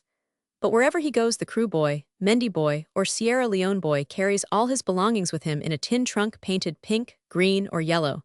He is never separated from his box, and the recognized uniform of a Crew boy at work is his breechcloth, and hanging from a ribbon around his knee, the key to his box. If a boy has no box, he generally carries 3 keys. In the first-class car were 3 French officers en route to Brazzaville, the capital of the French Congo, and a dog, a sad mongrel, very dirty, very hungry. On each side of the tiny toy car were 6 revolving chairs, so the 4 men, not to speak of the dog, quite filled it. And to our own bulk each added handbags, cases of beer, helmets, gun cases, cameras, water bottles, and as the road does not supply food of any kind, his chop box. A chop box is anything that holds food, and for food of every kind, for the hours of feeding and the verb to feed on the West Coast, the only word, the lazy word, is chop. The absent-minded young missionary, with Fanny jammed between his ankles, and looking out miserably upon the world, and 2 other young missionaries, traveled second class. They were even more crowded together than were we, but not so much with luggage as with humanity.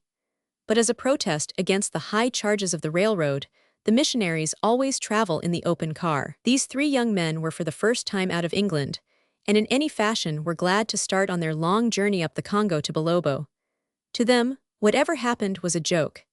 It was a joke, even when the colored wife of one of the French officers used the broad shoulders of one of them as a pillow, and slept sweetly. She was a large, good-natured, good-looking mulatto, and at the frequent stations the French officer ran back to her with white man's chop, a tin of sausages, a pineapple, a bottle of beer. She drank the beer from the bottle, and with religious tolerance offered it to the Baptists. They assured her without the least regret that they were teetotalers. To the other blacks in the open car, the sight of a white man waiting on one of their own people was a thrilling spectacle. They regarded the woman who could command such services with respect. It would be interesting to know what they thought of the white man. At each station, the open car disgorged its occupants to fill with water the beer bottle each carried, and to buy from the natives quango, the black man's bread, a flaky, sticky flour that tastes like boiled chestnuts, and pineapples at a franc for 10. And such pineapples, not hard and rubber-like, as we know them at home, but delicious, juicy, melting in the mouth like hothouse grapes, and also, after each mouthful, making a complete bath necessary. One of the French officers had a lump of ice which he broke into pieces and divided with the others. They saluted magnificently many times, and as each drowned the morsel in his tin cup of beer, one of them cried with perfect simplicity, "C'est Paris." This reminded me that the ship's steward had placed much ice in my chop basket, and I carried some of it to another car in which were 5 of the white sisters. For 19 days I had been with them on the steamer, but they had spoken to no one, and I was doubtful how they would accept my offering. But the Mother Superior gave permission, and they took the ice through the car window, their white hoods bristling with the excitement of the adventure. They were on their way to a post still 2 months' journey up the river, nearly to Lake Tanganyika, and for 3 years or possibly, until they died, that was the last ice they would see. At Bongolo Station, the division superintendent came in the car and everybody offered him refreshment, and in return he told us, in the hope of interesting us, of a washout, and then casually mentioned that an hour before an elephant had blocked the track. It seemed so much too good to be true that I may have expressed some doubt, for he said, "Why, of course and certainly. Already this morning one was at Sariski Station and another at Saipto, and instead of looking out of the window I had been reading an American magazine, filched from the smoking room, which was 1 year old. At Thysville the railroad may have opened a hotel, but when I was there to hunt for a night's shelter, it turned you out bag and baggage. The French officers decided to risk a Portuguese trading store known as the Ideal Hotel, and the missionaries very kindly gave me the freedom of their rest house. It is kept open for those of the mission who pass between the upper and lower Congo. At the station, The young missionaries were met by two older missionaries, Mr. Weeks, who furnished the commission of inquiry with much evidence, which they would not, or were not allowed to, print, and Mr. Jennings. With them were 20 boys from the mission, and with each of them carrying a piece of our baggage on his head, we climbed the hill, and I was given a clean, comfortable, completely appointed bedroom. Our combined shop we turned over to a black brother. He is the custodian of the rest house and an excellent cook. While he was preparing it, my boys spread out my folding rubber tub. Had I closed the door, I should have smothered. So, in the presence of 20 interested Black Baptists, I took an embarrassing but one of the most necessary baths I can remember. There still was a piece of the ice remaining, and as the interest in the bathtub had begun to drag, I handed it to one of my audience.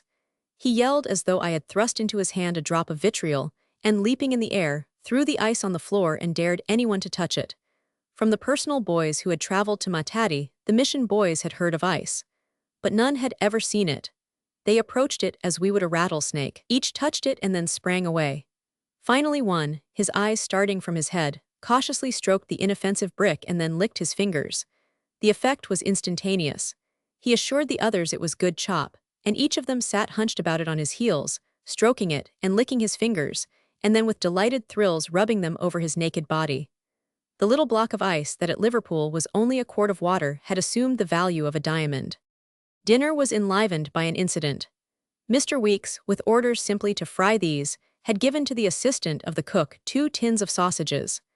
The small chef presented them to us in the pan in which he had cooked them, but he had obeyed instructions to the letter and had fried the tins unopened.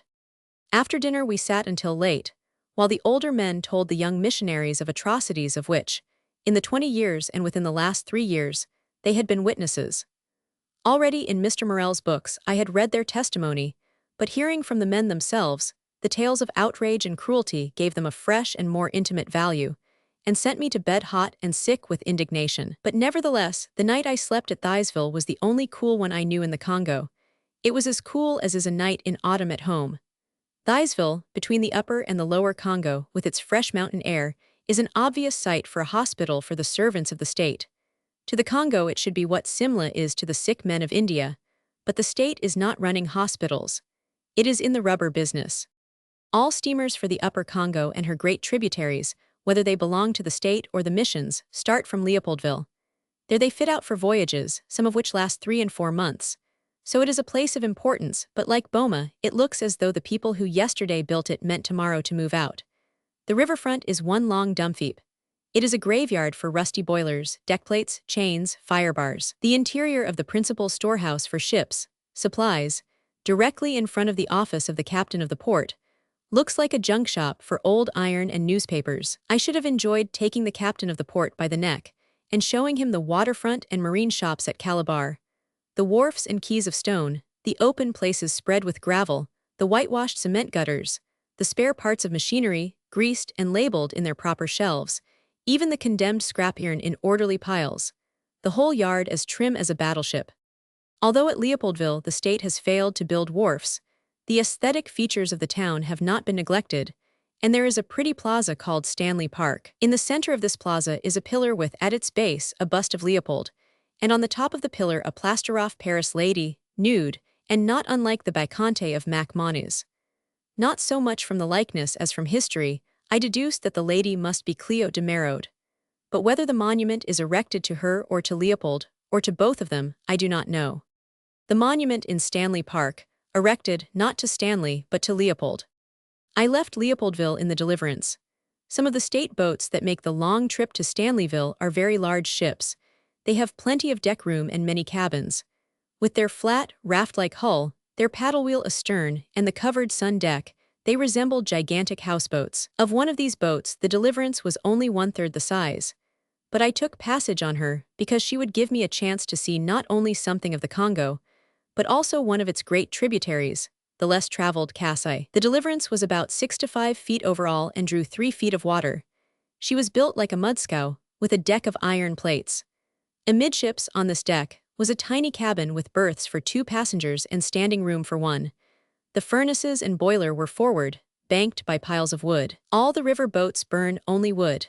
Her engines were in the stern. These engines and the driving rod to the paddle wheel were uncovered. This gives the Deliverance the look of a large automobile without a tonneau. You were constantly wondering what had gone wrong with the carburetor, and if it rained, what would happen to her engines. Supported on iron posts was an upper deck, on which, forward, stood the captain's box of a cabin, and directly in front of it the steering wheel. The telegraph, which signaled to the openwork engine below, and a dining table as small as a chessboard, completely filled the bridge. When we sat at table, the captain's boy could only just squeeze himself between us and the rail. It was like dining in a private box. And certainly no theater ever offered such scenery, nor did any menagerie ever present so many strange animals. We were 4 white men: Captain Jensen, his engineer, and the other passenger, Captain Anfossi, a young Italian. Before he reached his post, he had to travel 1 month on the Deliverance, and for another month walk through the jungle. He was the most cheerful and amusing companion, and had he been returning after 3 years of exile to his home, he could not have been more brimful of spirits. Captain Jensen was a Dane. Almost every river captain is a Swede or a Dane, and talked a little English, a little French, and a little Bangala. The mechanician was a Finn and talked the native Bangala, and Anfossi spoke French. After chop, when we were all assembled on the upper deck, there would be the most extraordinary talks in 4 languages, or we would appoint one man to act as a clearinghouse, and he would translate for the others. On the lower deck we carried 20 wood boys, whose duty was to cut wood for the furnace, and about 30 black passengers. They were chiefly soldiers, who had finished their period of service for the state, with their wives and children. They were crowded on the top of the hatches, into a space 15 by 15 feet between our cabin door and the furnace. Around the combings of the hatches, and where the scuppers would have been had the Deliverance had scuppers, the river raced over the deck to a depth of 4 or 5 inches. When the passengers wanted to wash their few clothes or themselves, they carried on their ablutions and laundry work where they happened to be sitting. But for Anfossi and myself to go from our cabin to the iron ladder of the bridge, it was necessary to wade both in the water and to make stepping stones of the passengers. I do not mean that we merely stepped over an occasional arm or leg. I mean we walked on them. You have seen a football player, in a hurry to make a touchdown, hurdle without prejudice both friends and foes. Our progress was like this. But by practice we became so expert that without even awakening them, we could spring lightly from the plump stomach of a black baby to its mother's shoulder, from their leap to the father's ribs, and rebound upon the rungs of the ladder. The Deliverance. The river marched to the sea at the rate of 4 to 5 miles an hour. The Deliverance could make about 9 knots an hour, so we traveled at the average rate of 5 miles. But for the greater part of each day, we were tied to a bank while the boys went ashore and cut enough wood to carry us farther. And we never traveled at night. Owing to the changing currents, before the sun set we ran into shore and made fast to a tree. I explained how in America the river boats used searchlights, and was told that on one boat the state had experimented with a searchlight, but that particular searchlight having got out of order, the idea of night traveling was condemned. Ours was a most lazy progress, but one with the most beautiful surroundings and filled with entertainment. From our private box, we looked out upon the most wonderful of panoramas. Sometimes we were closely hemmed in by mountains of light green grass, except where, in the hollows, streams tumbled in tiny waterfalls between gigantic trees, hung with strange flowering vines and orchids. Or we would push into great lakes of swirling brown water, dotted with flat islands overgrown with reed grass higher than the head of a man. Again the water turned blue, and the trees on the banks grew into forests with the look of cultivated, well-cared-for parks, but with no sign of man, not even a mud hut or a canoe, only the strangest of birds and the great river beasts. Sometimes the sky was overcast and gray, the warm rain shut us in like a fog, and the clouds hid the peaks of the hills, or there would come a swift black tornado and the rain beat into our private box, and each would sit crouched in his raincoat, while the engineer smothered his drivingrods in palm oil, and the great drops drummed down upon the awning and drowned the fire in our pipes. After these storms, as though it were being pushed up from below, the river seemed to rise in the center to become convex. By some optical illusion, it seemed to fall away on either hand to the depth of 3 or 4 feet.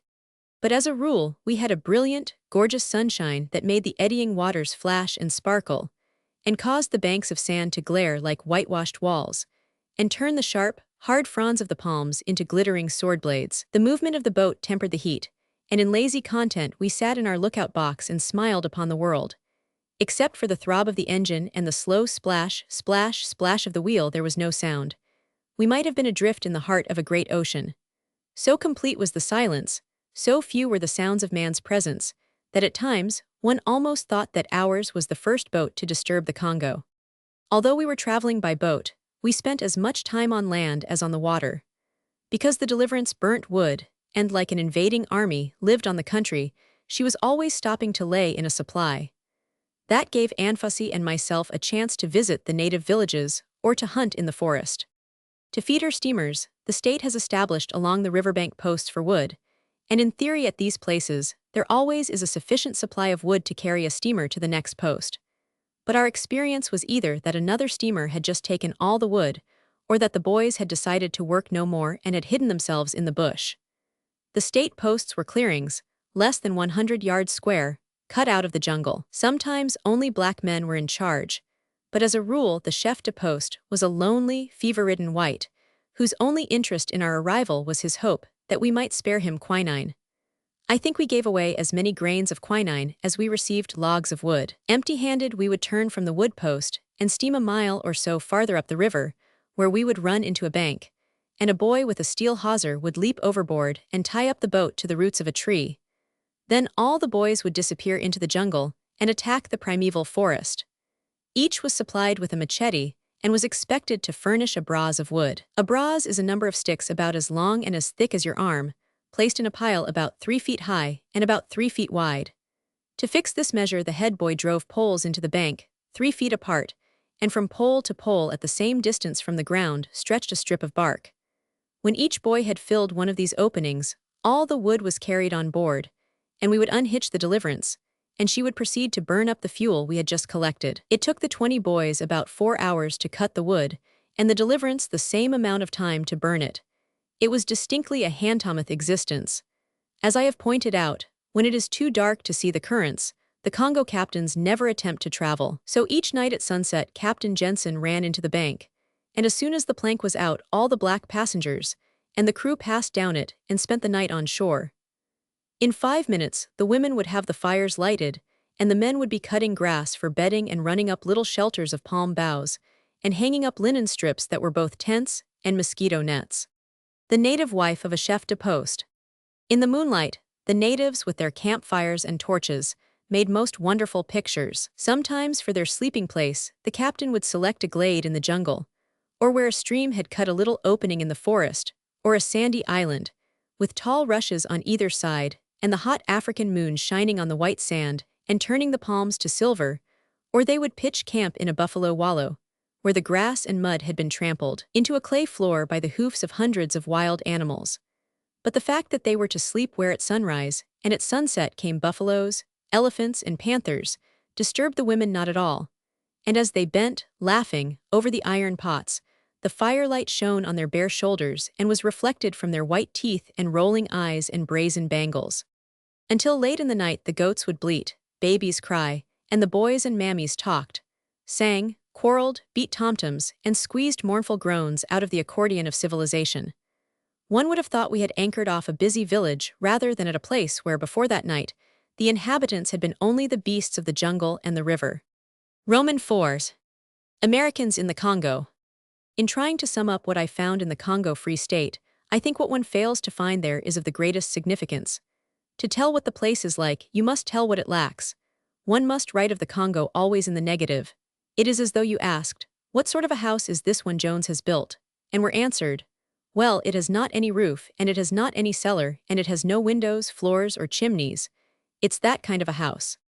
When first I arrived in the Congo, the time I could spend there seemed hopelessly inadequate. After I would been there a month, it seemed to me that in a very few days anyone could obtain a painfully correct idea of the place, and of the way it is administered. If an orchestra starts on a piece of music with all the instruments out of tune, it need not play through the entire number for you to know that the instruments are out of tune. The charges brought against Leopold Roman II, as King of the Congo, are 3. A. That he has made slaves of the 20 million blacks he promised to protect. B. That, in spite of his promise to keep the Congo open to trade, he has closed it to all nations.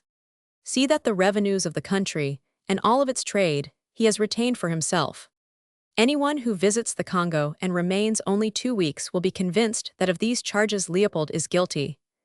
In that time he will not see atrocities, but he will see that the natives are slaves, that no foreigner can trade with them, that in the interest of Leopold alone the country is milked.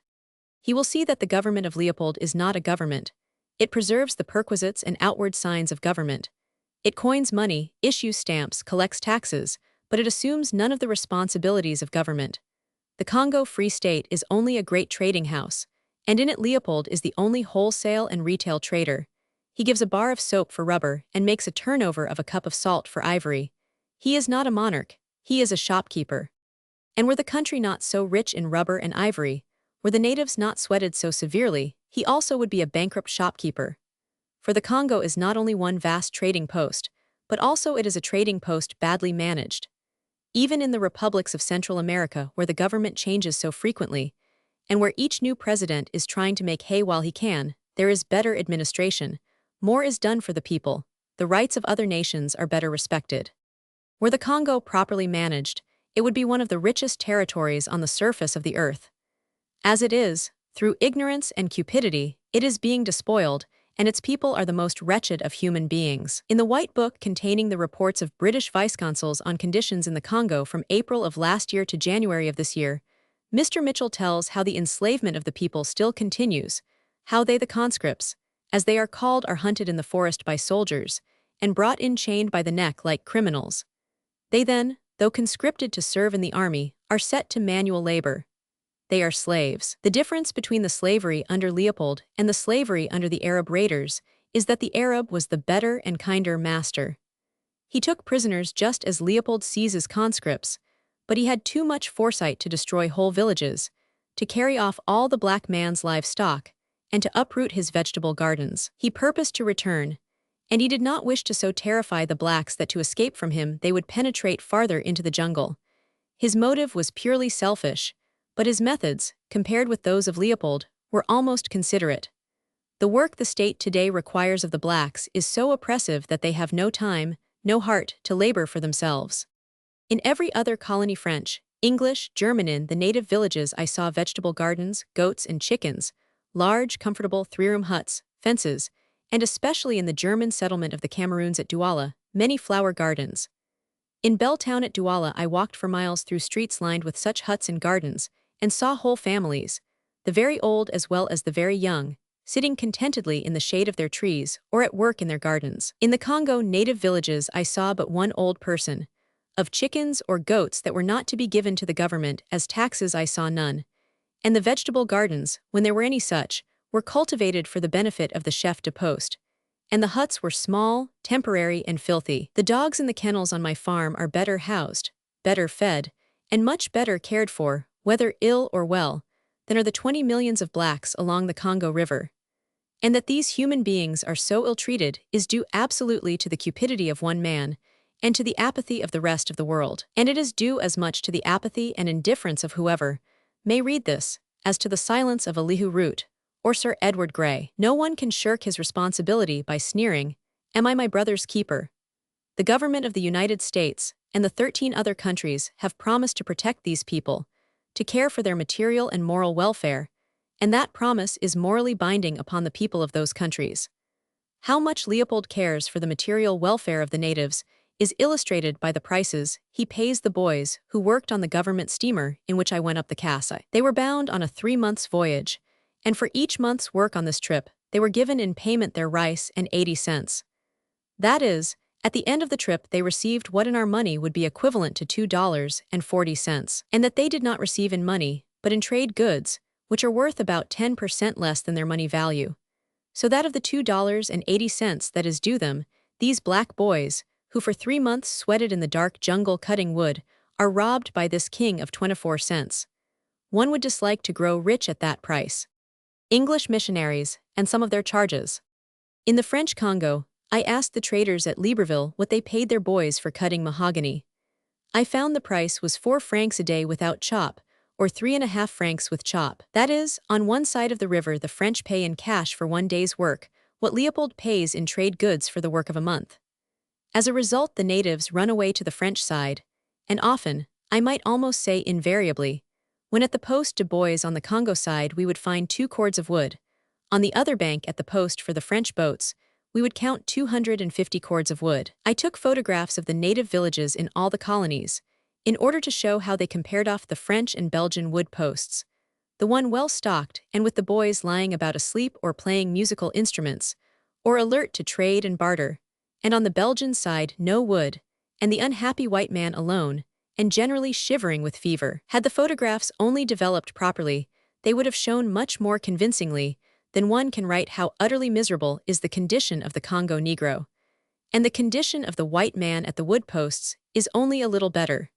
We found one man absolutely without supplies. He was only 24 hours distant from Leopoldville, but no supplies had been sent him. He was ill with fever, and he could eat nothing but milk.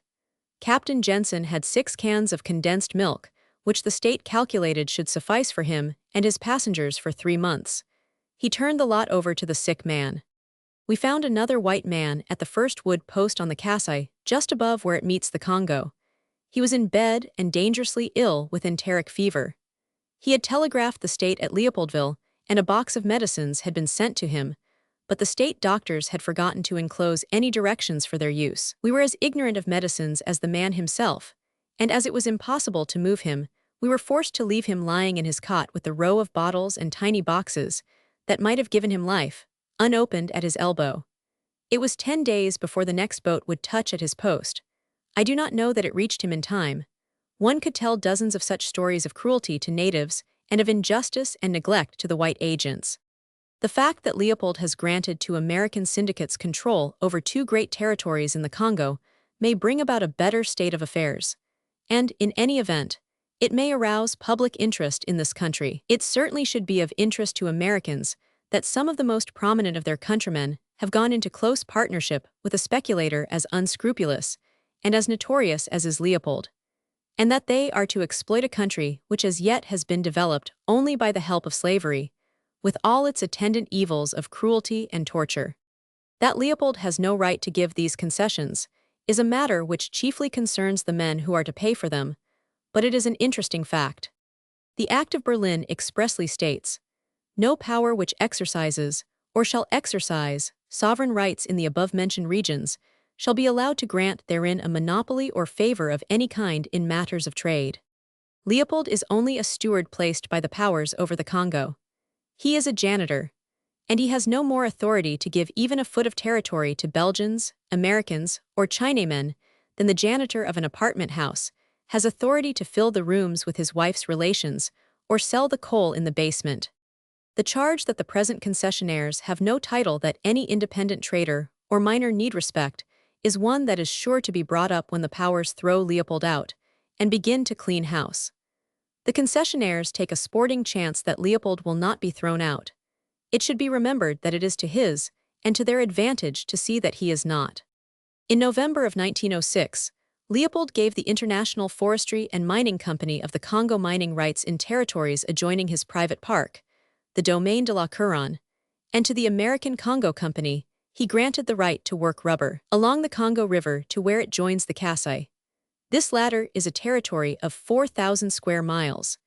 The company also has the option within the next 11 years of buying land in any part of a district, which is nearly 1/2 of the entire Congo. Of the Forestry and Mining Company, 1/2 of the profits go to Leopold, 1/4 to Belgians, and the remaining 1/4 to the Americans.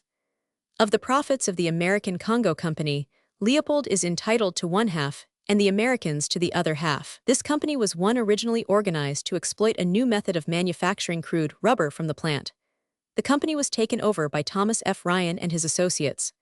Back of both companies are the Guggenheims, who are to perform the actual work in the mines and in the rubber plantation. Early in March, a large number of miners and engineers were selected by John Hayes Hammond, the chief engineer of the Guggenheim Exploration Companies, and A. Chester Beatty, and were sent to explore the territory granted in the mining concession. Another force of experts are soon to follow. The legal representative of the syndicates has stated that in the Congo, they intend to move on commercial lines. By that we take it they mean they will give the native a proper price for his labor, and instead of offering bonuses and commissions to their white employees, will pay them living wages. The exact terms of the concessions are wrapped in mystery. Some say the territories ceded to the concessionaires are to be governed by them, policed by them, and that within the boundaries of these concessions the Americans are to have absolute control.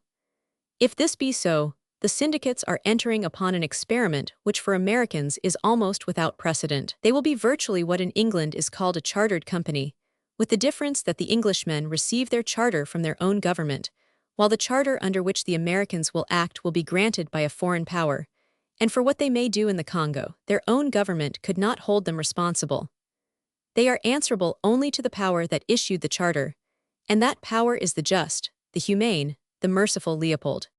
The history of the early days of chartered companies in Africa, notoriously those of the Congo, northern Nigeria, Rhodesia, and German Central Africa, does not make pleasant reading. But until the Americans in the Congo have made this experiment, it would be most unfair, except that the company they choose to keep leaves them open to suspicion, not to give them the benefit of the doubt.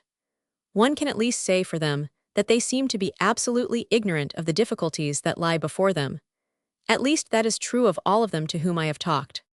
The attorney of the rubber company, when interviewed by a representative of a New York paper, is reported to have said, "We have purchased a privilege from a sovereign state and propose to operate it along purely commercial lines.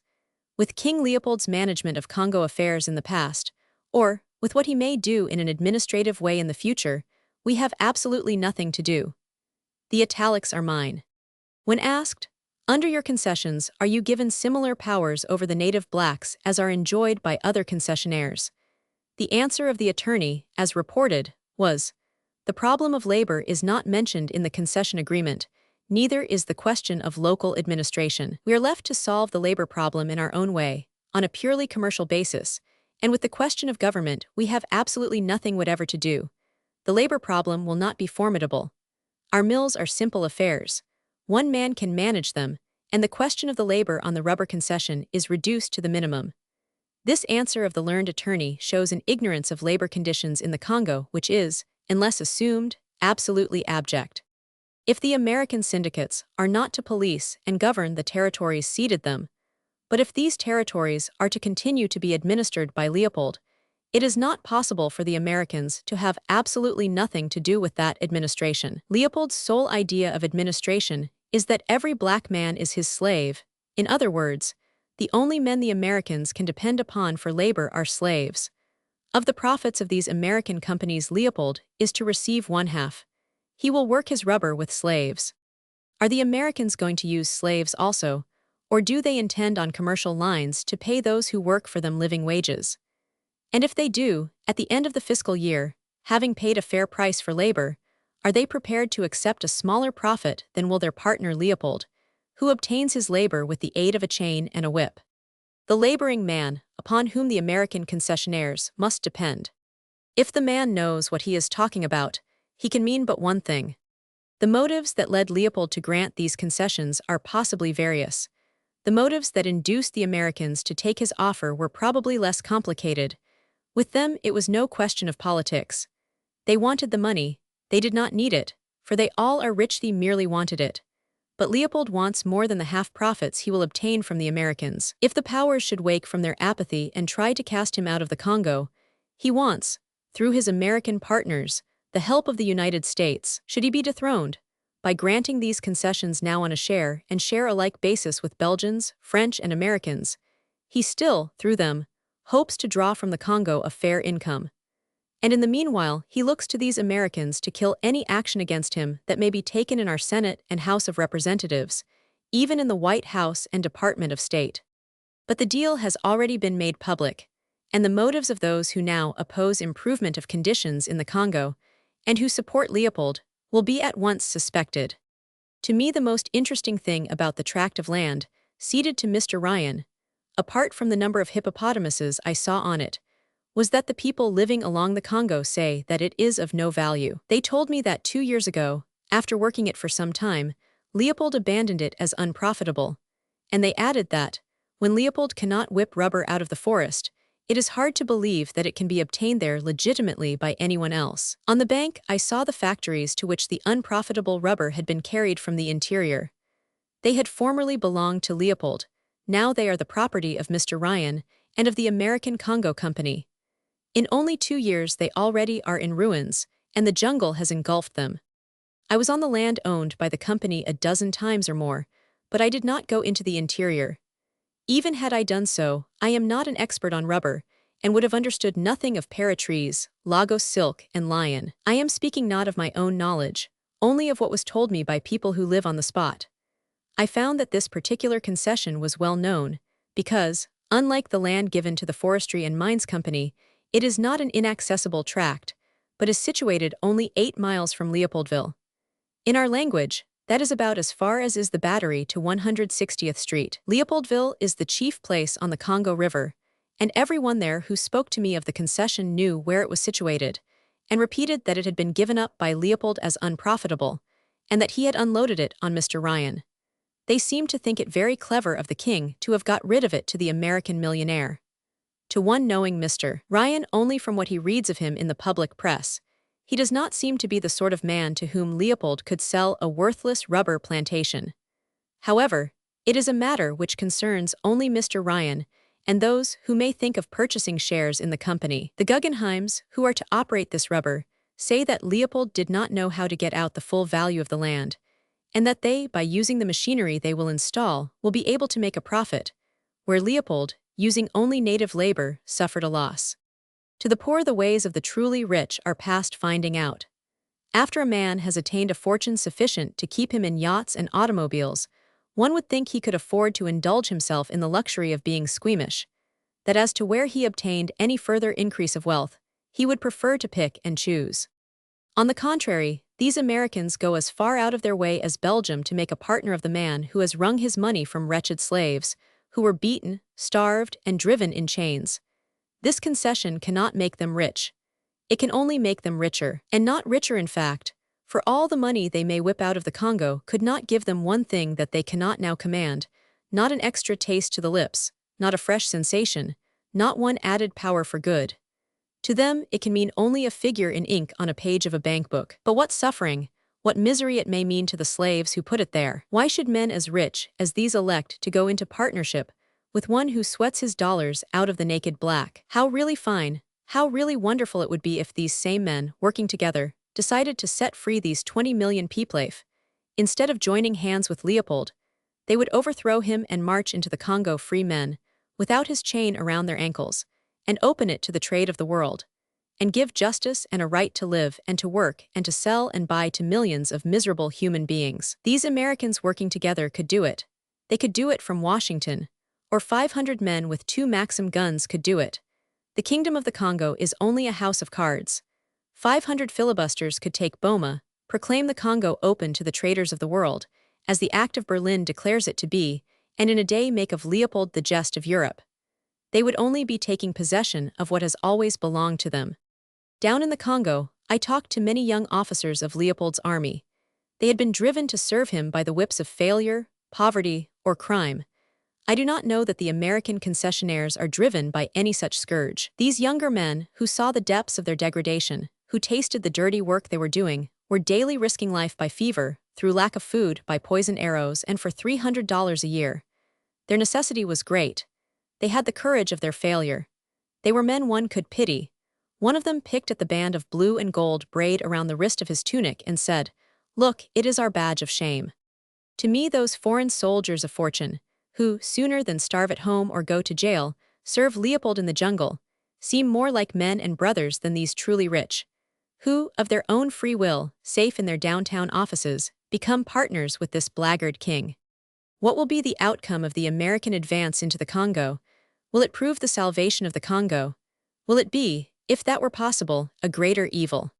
E.R. Morel, who is the leader in England of the movement for the improvement of the Congo, has written, "It is a little difficult to imagine that the trust magnates are molded upon the unique model of Leopold Roman II, and are prepared for the asking to become associates in slave driving. The trouble is that they probably know nothing about African conditions, that they have been primed by the king with his detestable theories, and are starting their enterprises on the basis that the natives of Central Africa must be regarded as mere laborers for the white man's benefit, possessing no rights in land nor in the produce of the soil.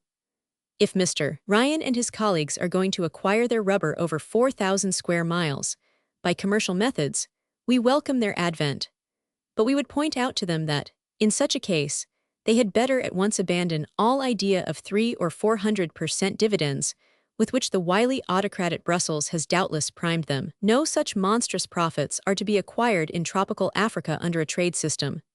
If, on the other hand, the methods they are prepared to adopt are the methods King Leopold and his other concessionaires have adopted for the past 13 years, devastation and destruction, and the raising of more large bodies of soldiers, are their essential accompaniments, and the widening of the area of the Congo hell is assured. The two things in the American invasion of the Congo that promise good to that unhappy country are that our country is represented at Boma by a most intelligent, honest, and fearless young man in the person of James A. Smith, our Consul General, and that the actual work of operating the mines and rubber is in the hands of the Guggenheims. They are well known as men upright in affairs, and as philanthropists and humanitarians of the common-sense type. Like other rich men of their race, they have given largely to charity and to assist those less fortunate than themselves. For 13 years in mines in Mexico, in China, and Alaska, they have had to deal with the problem of labor, and they have met it successfully. Workmen of 3 nationalities they have treated with fairness. Why should you suppose, Mr. Daniel Guggenheim asked me, that in the Congo we will treat the Negroes harshly? In Mexico we found the natives ill-paid and ill-fed. We fed them and paid them well. Not from any humanitarian idea, but because it was good business. It is not good business to cut off a workman's hands or head. We are not ashamed of the way we have always treated our workmen, and in the Congo we are not going to spoil our record. I suggested that in Mexico he did not have as his partner Leopold, tempting him with slave labor, and that the distance from Broadway to his concessions in the Congo was so great that as to what his agents might do there he could not possibly know. To this Mr. Guggenheim answered that neither Leopold nor anyone else can dictate how we shall treat the native labor, that if his agents were cruel, they would be instantly dismissed, and that for what occurred in the Congo on the land occupied by the American Congo Company, his brothers and himself alone were responsible, and that they accepted that responsibility. But already on his salary list, he has men who are sure to get him into trouble, men of whose dossiers he is quite ignorant. From Belgium, Leopold has unloaded on the American companies several of his valets du roi, press agents, and tools, men who for years have been defenders of his dirty work in the Congo. And of the Americans, one, who is prominently exploited by the Belgians, had to leave Africa for theft.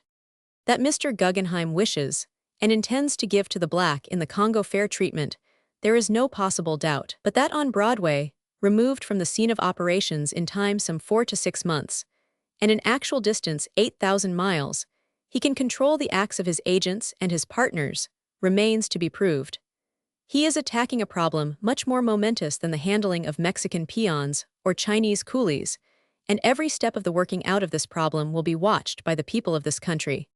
And should they find that the example of the Belgian concessionaires in their treatment of the natives is being imitated by even one of the American Congo Company, the people of this country will know it, and may the Lord have mercy on his soul. V. Hunting the hippo. Except once or twice in the zoo, I never had seen a hippopotamus, and I was most anxious before I left the Congo to meet one. I wanted to look at him when he was free, and his own master without iron bars or keepers, when he believed he was quite alone and was enjoying his bath in peace and confidence. I also wanted to shoot him, and to hang in my ancestral halls his enormous head with the great jaws open, and the inside of them painted pink, and the small tusks hungrily protruding. I had this desire, in spite of the fact that for every hippo except the particular one whose head I coveted, I entertained the utmost good feeling. As a lad, among other beasts the hippopotamus had appealed to my imagination. Collectively, I had always looked upon them as most charming people. They come of an ancient family. 2,400 years ago they were mentioned by Herodotus, and Herodotus to the animal kingdom is what Doomsday Book is to the landed gentry. To exist beautifully for 2,400 years, without a single mesalliance, without having once stooped to trade, is certainly a strong title to nobility.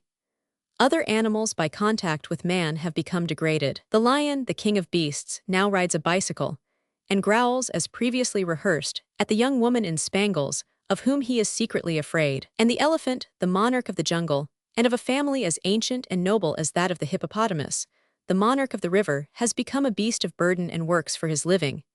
You can see him in Picnic's Park dragging a road roller, in Siam and India carrying logs, and at Coney Island he bends the knee to little girls from Brooklyn. The royal proboscis that once uprooted trees now begs for peanuts. But you never see a hippopotamus chained to a road roller or riding a bicycle. He is still the gentleman, the man of elegant leisure, the aristocrat of aristocrats, harming no one, and in his ancestral river living the simple life. And yet I sought to kill him, at least one of him but only one, and that I did not kill even one, while a bitter disappointment is still a source of satisfaction. In the Congo River we saw only 2 hippos and both of them were dead. They had been shot from a steamer. If the hippo is killed in the water, it is impossible to recover the body at once. It sinks and does not rise, some say for an hour, others say for 7 hours. As in an hour the current may have carried the body 4 miles below where it sank, the steamer does not wait, and the destruction of the big beast is simple murder. There should be a law in the Congo to prevent their destruction.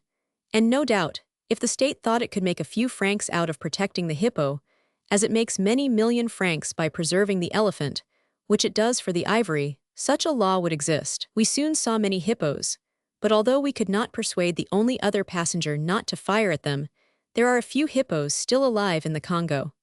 For the only time the captain and I were positive he hit anything was when he fired over our heads and blew off the roof of the bridge.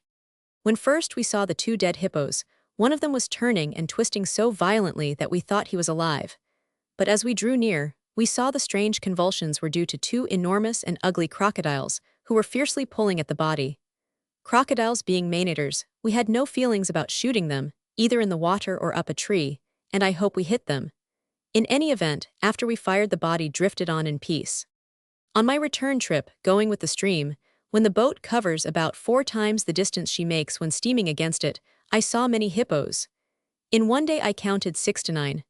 But on our way up the Congo, until we turned into the Kasai River, we saw none. So on the first night we camped in the Kasai, I had begun to think I never would see one, and I went ashore both skeptical and discouraged. We had stopped, not at a wood post, but at a place on the river's bank previously untouched by man, where there was a stretch of beach, and then a higher level with trees and tall grasses. Driven deep in this beach were the footprints of a large elephant. They looked as though someone had amused himself by sinking a bucket in the mud, and then pulling it out. For 60 yards, I followed the holes, and finally lost them in a confusion of other tracks. The place had been so trampled upon that it was beaten into a basin. It looked as though every animal in the Kasai had met there to hold a dance. There were the deep imprints of the hippos and the round foot of the elephant, with the marks of the big toes showing as clearly as though they had been scooped out of the mud with a trowel, the hoofs of buffalo as large as the shoe of a cart horse, and the arrow-like marks of the antelope, some in dainty little V's, others measuring 3 inches across, and 3 inches from the base to the point. They came from every direction, down the bank and out of the river, and crossed and recrossed, and beneath the fresh prints that had been made that morning at sunrise, were those of days before rising up sharply out of the sundried clay, like bas-reliefs in stucco. I had gone ashore in a state of mind so skeptical that I was as surprised as Crusoe at the sight of footprints. It was as though the boy who did not believe in fairies suddenly stumbled upon them sliding down the moonbeams. One felt distinctly apologeticas, though uninvited he had pushed himself into a family gathering. At the same time, there was the excitement of meeting in their own homes the strange peoples I had seen only in the springtime, when the circus comes to New York, in the basement of Madison Square Garden, where they are our pitiful prisoners, bruising their shoulders against bars. Here they were monarchs of all they surveyed. I was the intruder, and looking down at the marks of the great paws and delicate hoofs, I felt as much out of place as would a grizzly bear in a Fifth Avenue club, and I behaved much as would the grizzly bear. I rushed back for my rifle intent on killing something. The sun had just set. The moon was shining faintly. It was the moment the beasts of the jungle came to the river to drink. Anfossi, although he had spent 3 years in the Congo and had 3 years' contract still to work out, was as determined to kill something as was the tenderfoot from New York. 60 yards from the stern of the Deliverance was the basin I had discovered. At an equal distance from her bow, a stream plunged into the river. Anfossi argued the hippos would prefer to drink the clear water of the stream to the muddy water of the basin, and elected to watch at the stream. I carried a deck chair to the edge of my basin and placed it in the shadow of the trees. Anfossi went into our cabin for his rifle. At that exact moment, a hippopotamus climbed leisurely out of the river and plunged into the stream. One of the soldiers on shore saw him and rushed for the boat. Anfossi sent my boy on the jump for me, and like a gentleman, waited until I had raced the 60 yards. But when we reached the stream, there was nothing visible but the trampled grass and great holes in the mud, and near us, in the misty moonlight river, something that puffed and blew slowly and luxuriously, as would any fat gentleman who had been forced to run for it. Had I followed Anfossi's judgment and gone along the bank 60 yards ahead, instead of 60 yards astern of the Deliverance, at the exact moment at which I sank into my deck chair, the hippo would have emerged at my feet. It is even betting as to which of us would have been the more scared. The next day, and for days after, we saw nothing but hippos. We saw them floating singly and in family groups, with generally 4 or 5 cows to one bull, and sometimes in front a baby hippo no larger than a calf, which the mother with her great bulk would push against the swift current, as you see a tugboat in the lee of a great liner. Once, what I thought was a spit of rocks suddenly tumbled apart and became 20 hippos, piled more or less on top of each other. During that one day, as they floated with the current, enjoying their afternoon's nap, we saw 34. They impressed me as the most idle, and therefore the most aristocratic of animals. They toil not, neither do they spin. They had nothing to do but float in the warm water and the bright sunshine. Their only effort was to open their enormous jaws and yawn luxuriously, in the pure content of living, in absolute boredom. They reminded you only of fat, gouty old gentlemen, puffing and blowing in the pool at the warm springs. The next chance we had at one of them on shore came on our first evening in the casa, just before sunset. Captain Jensen was steering for a flat island of sand and grass, where he meant to tie up for the night. About 50 yards from the spot for which we were making was the only tree on the island, and under it with his back to us, and leisurely eating the leaves of the lower branches, exactly as though he were waiting for us by appointment, was a big gray hippo. His back being toward us, we could not aim at his head, and he could not see us. But the Deliverance is not noiseless, and hearing the paddle wheel, the hippo turned, saw us, and bolted for the river. The hippopotamus is as much at home in the water as the seal. To get to the water, if he is surprised out of it, and to get under it, if he is alarmed while in it, is instinct. If he does venture ashore, he goes only a few rods from the bank and then only to forage. His home is the river, and he rushes to bury himself in it as naturally as the squirrel makes for a tree. This particular hippo ran for the river as fast as a horse coming at a slow trot. He was a very badly scared hippo. His head was high in the air, his fat sides were shaking, and the one little eye turned toward us was filled with concern. Behind him, the yellow sun was setting into the lagoons. On the flat stretch of sand he was the only object, and against the horizon loomed as large as a freight car. That must be why we both missed him. I tried to explain that the reason I missed him was that, never before having seen so large an animal running for his life, I could not watch him do it and look at the gun sights. No one believed that was why I missed him. I did not believe it myself. In any event, neither of us hit his head, and he plunged down the bank to freedom, carrying most of the bank with him. But while we still were violently blaming each other, at about 200 yards below the boat, he again waddled out of the river and waded knee-deep up the little stream. Keeping the bunches of grass between us, I ran up the beach, aimed at his eye, and this time hit him fairly enough. With a snort he rose high in the air, and so, for an instant, balanced his enormous bulk. The action was like that of a horse that rears on his hind legs when he is whipped over the nose. And apparently my bullet hurt him no more than the whip the horse, for he dropped heavily to all fours, and again disappeared into the muddy river. Our disappointment and chagrin were intense, and at once Anfossi and I organized a hunt for that evening. To encourage us, while we were sitting on the bridge making a hasty dinner, another hippopotamus had the impertinence to rise, blowing like a whale, not 10 feet from where we sat. We could have thrown our tin cups and hit him, but he was in the water, and now we were seeking only those on land. Mr. Davis and native boy on the Kasai River. 2 years ago, when the atrocities along the Kasai made the natives fear the white man and the white man fear the natives, each of the river boats was furnished with a stand of Albini rifles. 3 of the black soldiers, who were keen sportsmen, were served with these muskets, and as soon as the moon rose, the soldiers and Anfossi, my black boy, with an extra gun, and I set forth to clear the island of hippos. To the stranger it was a most curious hunt. The island was perfectly flat and bare, and the river had eaten into it and overflowed it with tiny rivulets and deep, swift-running streams. Into these rivulets and streams the soldiers plunged, one in front, feeling the depth of the water with a sounding rod, and as he led we followed. The black men made a splendid picture. They were naked but for breechcloths, and the moonlight flashed on their wet skins and upon the polished barrels of the muskets. But as a sporting proposition, as far as I could see, we had taken on the hippopotamus at his own game. We were supposed to be on an island, but the water was up to our belts and running at 5 miles an hour. I could not understand why we had not openly and above board walked into the river. Wading waist high in the water with a salmon rod I could understand, but not swimming around in a river with a gun. The force of the shallowest stream was the force of the great river behind it, and wherever you put your foot, the current, on its race to the sea, annoyed at the impediment, washed the sand from under the sole of your foot and tugged at your knees and ankles. To add to the interest, the 3 soldiers held their muskets at full cock, and as they staggered for a footing each pointed his gun at me. There also was a strange fish about the size of an English sole that sprang out of the water and hurled himself through space. Each had a white belly, and as they skimmed past us in the moonlight, it was as though someone was throwing dinner plates. After we had swum the length of the English Channel, we returned to the boat. As to that midnight hunt, I am still uncertain as to whether we were hunting the hippos or the hippos were hunting us. The next morning we had our third and last chance at a hippo. It is distinctly a hard luck story. We had just gone on the bridge for breakfast when we saw him walking slowly from us along an island of white sand as flat as your hand, and on which he loomed large as a haystack. Captain Jensen was a true sportsman.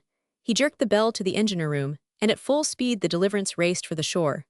The hippo heard us, and like a baseball player caught off base, tried to get back to the river. Captain Jensen danced on the deck plates. Scoot it, he yelled, Gottferdam, scoot it. When Anfossi and I fired, the Deliverance was 100 yards from the hippo, and the hippo was not 5 feet from the bank. In another instant, he would have been over it and safe. But when we fired, he went down as suddenly as though a safe had dropped on him. Except that he raised his head and rolled it from side to side, he remained perfectly still. From his actions, or lack of actions, it looked as though one of the bullets had broken his back. And when the blacks saw he could not move, they leaped and danced and shrieked. To them, the death of the big beast promised much chop. But Captain Jensen was not so confident. Scoot it, he continued to shout, we lose him yet. Gottferdam, scoot it. My gun was an American magazine rifle, holding 5 cartridges. We now were very near the hippo, and I shot him in the head twice, and once, when he opened them, in the jaws. At each shot his head would jerk with a quick toss of pain, and at the sight the blacks screamed with delight that was primitively savage. After the last shot, when Captain Jensen had brought the Deliverance broadside to the bank, the hippo ceased to move. The boat had not reached the shore before the boys with the steel hawser were in the water, the gangplank was run out, and the black soldiers and wood boys, with their knives, were dancing about the hippo and hacking at his tail. Their idea was to make him the more quickly bleed to death. I ran to the cabin for more cartridges. It seemed an absurd precaution. I was as sure I had the head of that hippo as I was sure that my own was still on my neck. My only difficulty was whether to hang the head in the front hall or in the dining room. It might be rather too large for the dining room. That was all that troubled me. After 3 minutes, when I was back on deck, the hippo still lay immovable. Certainly 20 men were standing about him, 3 were sawing off his tail, and the women were chanting triumphantly a song they used to sing in the days when the men were allowed to hunt, and had returned successful with food. On the bridge was Anfossi with his camera. Before the men had surrounded the hippo, he had had time to snap one picture of it. I had just started after my camera, when from the blacks there was a yell of alarm, of rage and amazement. The hippo had opened his eyes and raised his head. I shoved the boys out of the way and, putting the gun close to his head, fired point blank. I wanted to put him out of pain. I need not have distressed myself. The bullet affected him no more than a quinine pill. What seemed chiefly to concern him, what apparently had brought him back to life, was the hacking at his tail. That was an indignity he could not brook. His expression, and he had a perfectly human expression, was one of extreme annoyance and of some slight alarm, as though he were muttering, "This is no place for me," and without more ado, he began to roll toward the river. Without killing someone, I could not again use the rifle. The boys were close upon him, prying him back with the gangplank, beating him with sticks of firewood, trying to rope him with the steel hawser. On the bridge, Captain Jensen and Anfossi were giving orders in Danish and Italian, and on the bank I swore in American. Everybody shoved and pushed and beat at the great bulk, and the great bulk rolled steadily on. We might as well have tried to budge the Fifth Avenue Hotel. He reached the bank, he crushed it beneath him, and like a suspension bridge, splashed into the water. Even then, we who watched him thought he would stick fast between the boat and the bank, that the hawser would hold him. But he sank like a submarine, and we stood gaping at the muddy water and saw him no more. When I recovered from my first rage, I was glad he was still alive to float in the sun and puff and blow, and open his great jaws in a luxurious yawn. I could imagine his joining his friends after his meeting with us, and remarking in reference to our bullets, "I find the mosquitoes are quite bad this morning." With this chapter is published the photograph Anfossi took, from the deck of the steamer, of our hippo that was too stupid to know when he was dead. It is not a good photograph, but of our hippo it is all we have to show. I am still undecided whether to hang it in the hall or the dining room. The hippopotamus that did not know he was dead. The days I spent on my trip up the river were of delightful sameness. Sunshine by day, with the great panorama drifting past, and quiet nights of moonlight. For diversion there were many hippos, crocodiles, and monkeys, and though we saw only their tracks and heard them only in the jungle, great elephants. And innumerable strange bird-cigarettes, eagles, gray parrots, crimson cranes, and giant flamingos as tall as a man, and from tip to tip measuring 8 feet. Each day the program was the same. The arrival at the wood post, where we were given only excuses and no wood, and where once or twice we unloaded blue cloth and bags of salt, which is the currency of the upper Congo, and the halt for hours to cut wood in the forest. Once we stopped at a mission and noted the contrast it made with the bare, unkempt posts of the state. It was the Catholic mission at Wombali, and it was a beauty spot of flowers, thatched houses, grass, and vegetables. There was a brickyard, and schools, and sewing machines, and the blacks, instead of scowling at us, nodded and smiled and looked happy and contented. The father was a great red-bearded giant, who seemed to have still stored up in him all the energy of the north. While the steamer was unloaded, he raced me over the vegetable garden and showed me his farm. I had seen other of the Catholic missions, and I spoke of how well they looked, of the signs they gave of hard work, and of consideration for the blacks. "I am not of that order," the father said gravely. He was speaking in English and added, as though he expected someone to resent it, "We are Jesuits." No one resented it, and he added, "We have our order in your country. Do you know Fordham College?" Did I know it? If you are trying to find our farm, the automobile book tells you to leave Fordham College on your left after Jerome Avenue. "Of course I know it," I said. "They have one of the best baseball nines near New York. They play the Giants every spring." The Reverend Father started. "They play with giants," he gasped. I did not know how to say baseball nines in French, but at least he was assured that whatever it was one of the best near New York. Then Captain Jensen's little black boy ran up to tell me the steamer was waiting, and began in Bengalese to beg something of the father. The priest smiled and left us, returning with a rosary and crucifix, which the boy hung round his neck, and then knelt, and the red-bearded father laid his fingers on the boy's kinky head. He was a very happy boy over his new possession, and it was much coveted by all the others. One of the black mammies, to ward off evil from the little naked baby at her breast, offered an arm's length of blue cloth for the white man's fetish. The Jesuit brothers, at the Wombali mission. My voyage up the Kasai ended at Dima, the headquarters of the Kasai concession. I had been told that at Dima I would find a rubber plantation, and I had gone there to see it. I found that the plantation was 4 days distant, and that the boat for the plantation did not start for 6 days. I also had been told by the English missionaries at Dima that I would find an American mission. When I reached Dima, I learned that the American mission was at a station further up the river, which could not be reached sooner than a month. That is the sort of information upon which in the Congo one is forced to regulate his movements. As there was at Dima neither mission nor plantation, and as the only boat that would leave it in 10 days was departing the next morning, I remained there only one night. It was a place cut out of the jungle, 200 yards square, and of all stations I saw in the Congo, the best managed. It is the repair shop for the steamers belonging to the Kasai concession, as well as the headquarters of the company and the residence of the director, 1,000. Driepoint. He and Van Dam seemed to be the most popular officials in the Congo. 1,000. Driepoint was up the river, so I did not meet him, but I was most courteously and hospitably entertained by 1,000. Fumier. He gave me a whole house to myself, and personally showed me over his small kingdom. All the houses were of brick, and the paths and roads were covered with gravel and lined with flowers. Nothing in the Congo is more curious than this pretty town of suburban villas and orderly machine shops, with the muddy river for a street and the impenetrable jungle for a backyard. The home of the director at Dima is the proud boast of the entire Congo, and all they say of it is true. It did have a billiard table and ice, and a piano, and 1,000. Fumier invited me to join his friends at an excellent dinner. In furnishing this celebrated house, the idea had apparently been to place in it the things one would least expect to find in the jungle, or, without wishing to be ungracious, anywhere. So, although there are no women at Dima, there are great mirrors in brass frames, chandeliers of glass with festoons and pendants of glass, metal lamps with shades of every color, painted plaster statuettes, and carved silk-covered chairs. In the red glow of the lamps, surrounded by these Belgian atrocities, 1,000. Fumier sat down to the pianola. The heat of Africa filled the room. On one side we could have touched the jungle, on the other in the river the hippopotamus puffed and snorted. 1,000. Fumier pulled out the stops, and upon the heat and silence of the night floated the evening star, Mascagni's intermezzo, and Chinchin Chinaman. Next morning I left for Leopoldville in a boat much larger than the Deliverance, but with none of her cheer or good fellowship. This boat was run by the black wife of the captain.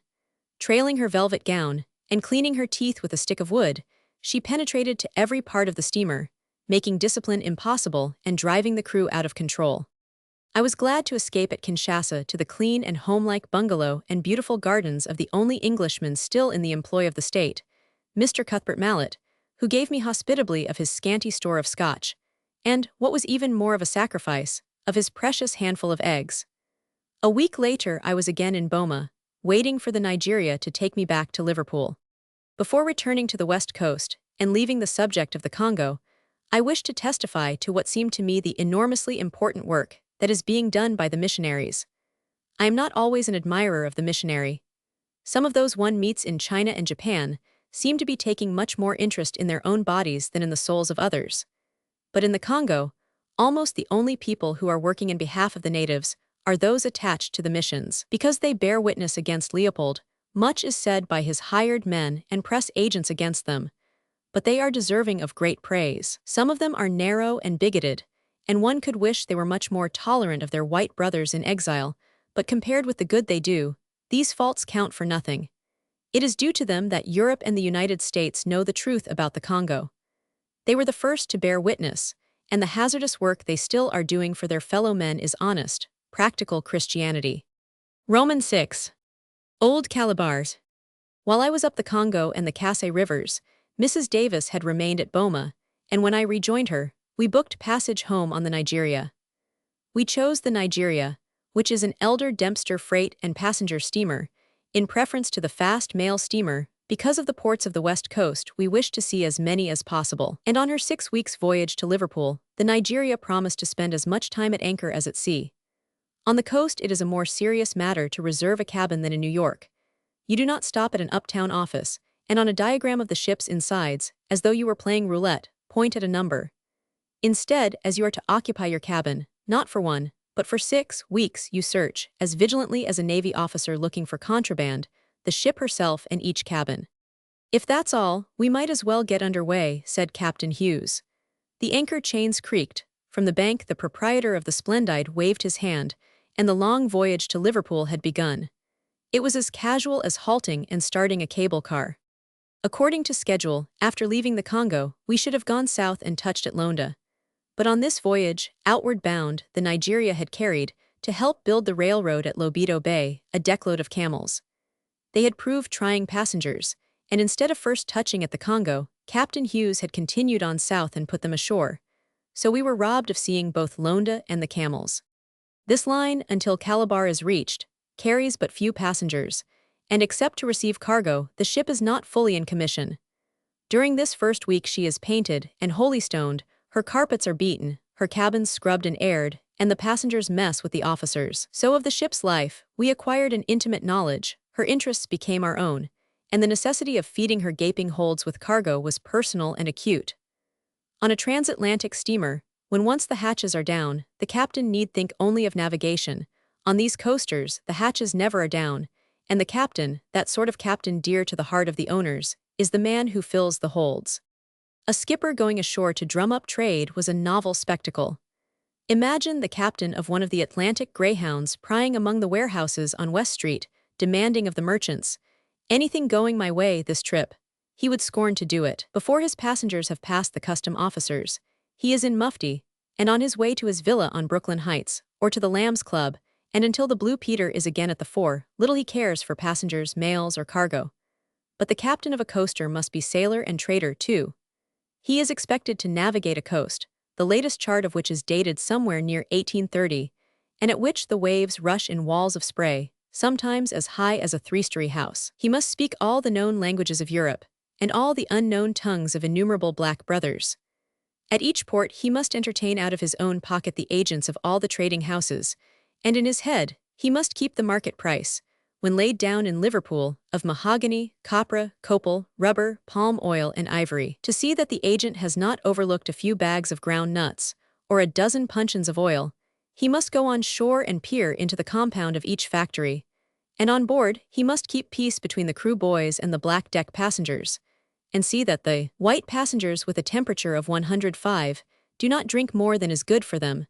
At least, those are a few of the duties the captains on the ships controlled by Sir Alfred Jones, who is elder and Dempster, are expected to perform. No wonder Sir Alfred is popular. Our first port of call was Landana, in Portuguese territory, but 2 ships of the Wouwerman line were there ahead of us and had gobbled up all the freight. So we could but up anchor and proceed to Libreville, formerly the capital of the French Congo. At 5 in the morning, by the light of a ship's lantern, we were paddled ashore to drum up trade. We found 2 traders, Ives and Thomas, who had waiting for the Nigeria at the mouth of the Gabon River 600 logs of mahogany, and in consequence, there was general rejoicing, and scotch and sparklets, and even music from a German music box that would burst into song only after it had been fed with a copper.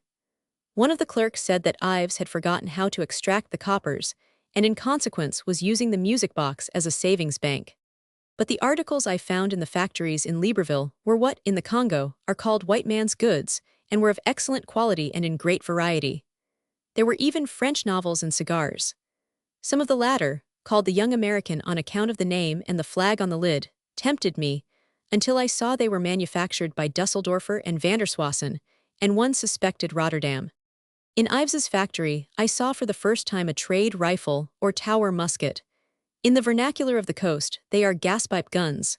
They are put together in England, and to a white man are a most terrifying weapon. The original tower muskets, such as in the days of '76, were hung over the fireplace of the forefathers of the sons of the Revolution, were manufactured in England, and stamped with the word Tower, and for the reigning King Gr. I suppose at that date at the Tower of London there was an arsenal, but I am ready to be corrected.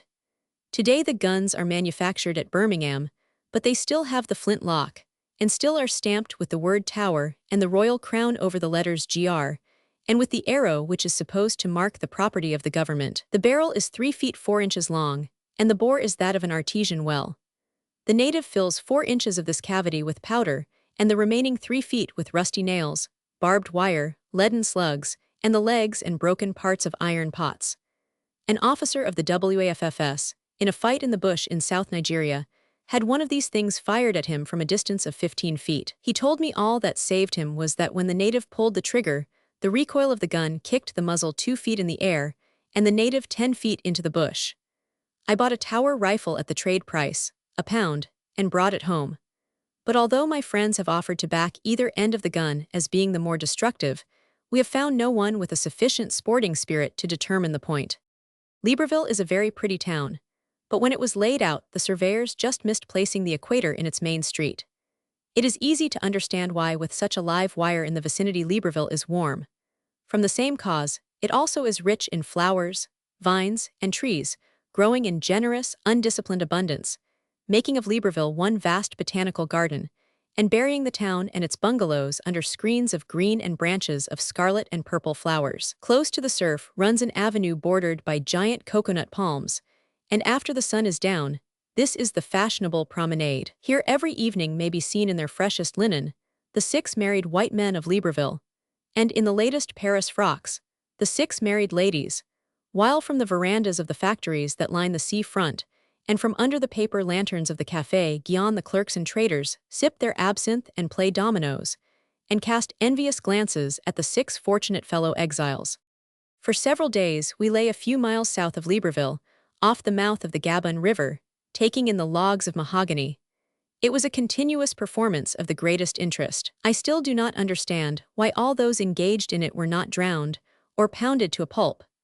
Just before we touched at the Gabon River, 2 tramp steamers, chartered by Americans, carried off a full cargo of this mahogany to the States.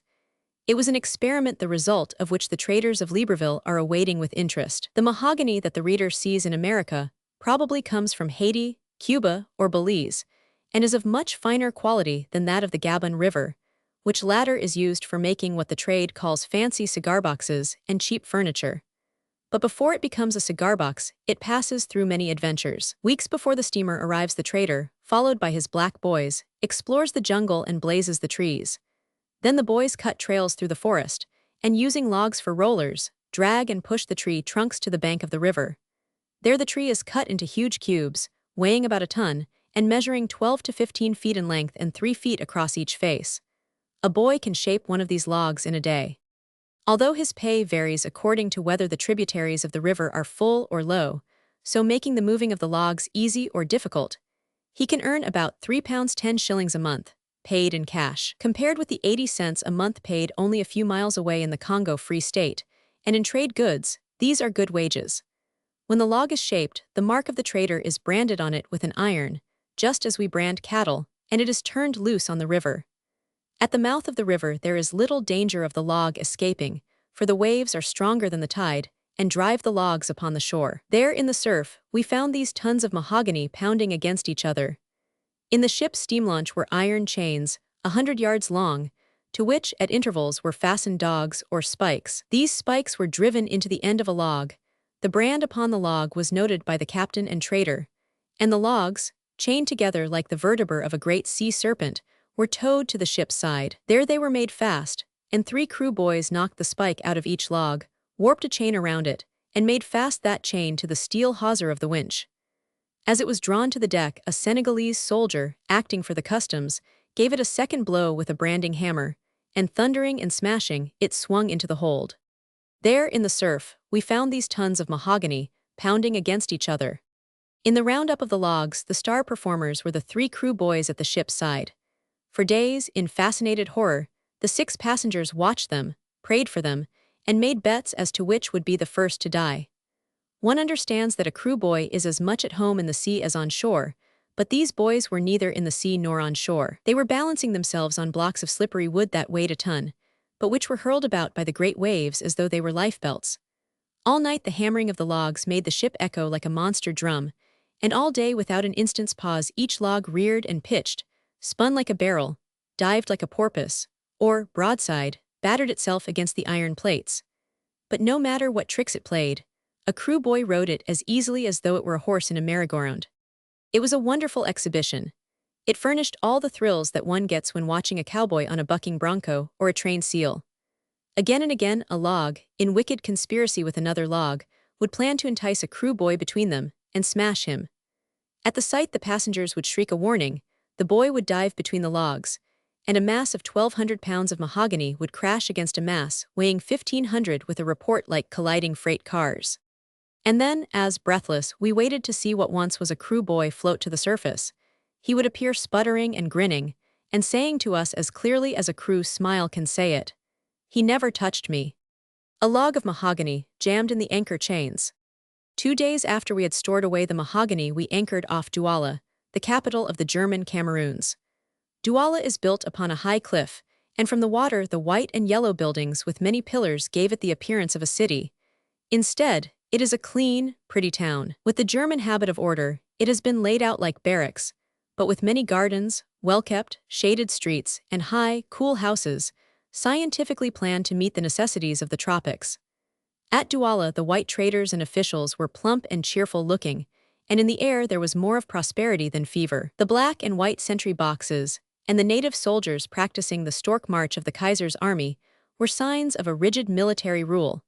But the signs of Germany's efforts in trade were more conspicuous. Nowhere on the coast did we see as at Douala such gorgeous offices as those of the great trading house of Warman, the hated rivals of Sir Alfred, such carved furniture, such shining brass railings, and nowhere else did we see plate-glass windows, in which, with unceasing wonder, the natives stared at reflections of their own persons. In the river there was a private dry dock of the Warmans, and along the wharfs for acres was lumber for the Warmans, boxes of trade goods, puncheons and casks for the Warmans, private cooper shops and private machine shops and private banks for the Warmans. The house flag of the Warmans became as significant as that of a reigning sovereign. One felt inclined to salute it. The success of the German merchant on the east coast and over all the world appears to be a question of character.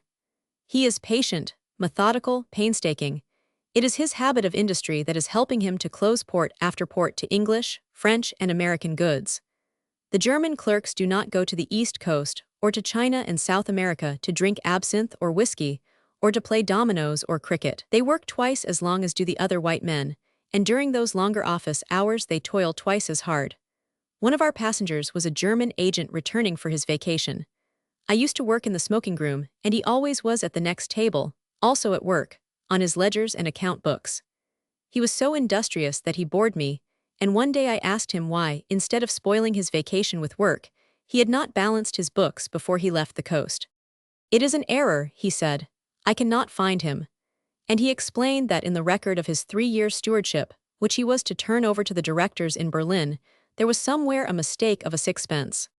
But I protested, "What's sixpence to you? You drink champagne all day. You begin at 9 in the morning." "I drink champagne," said the clerk, "because for 3 years I have myself alone in the bush lived, but can I to my directors go with a book not balanced?" He laid his hand upon his heart and shook his head. "It is my heart that tells me no."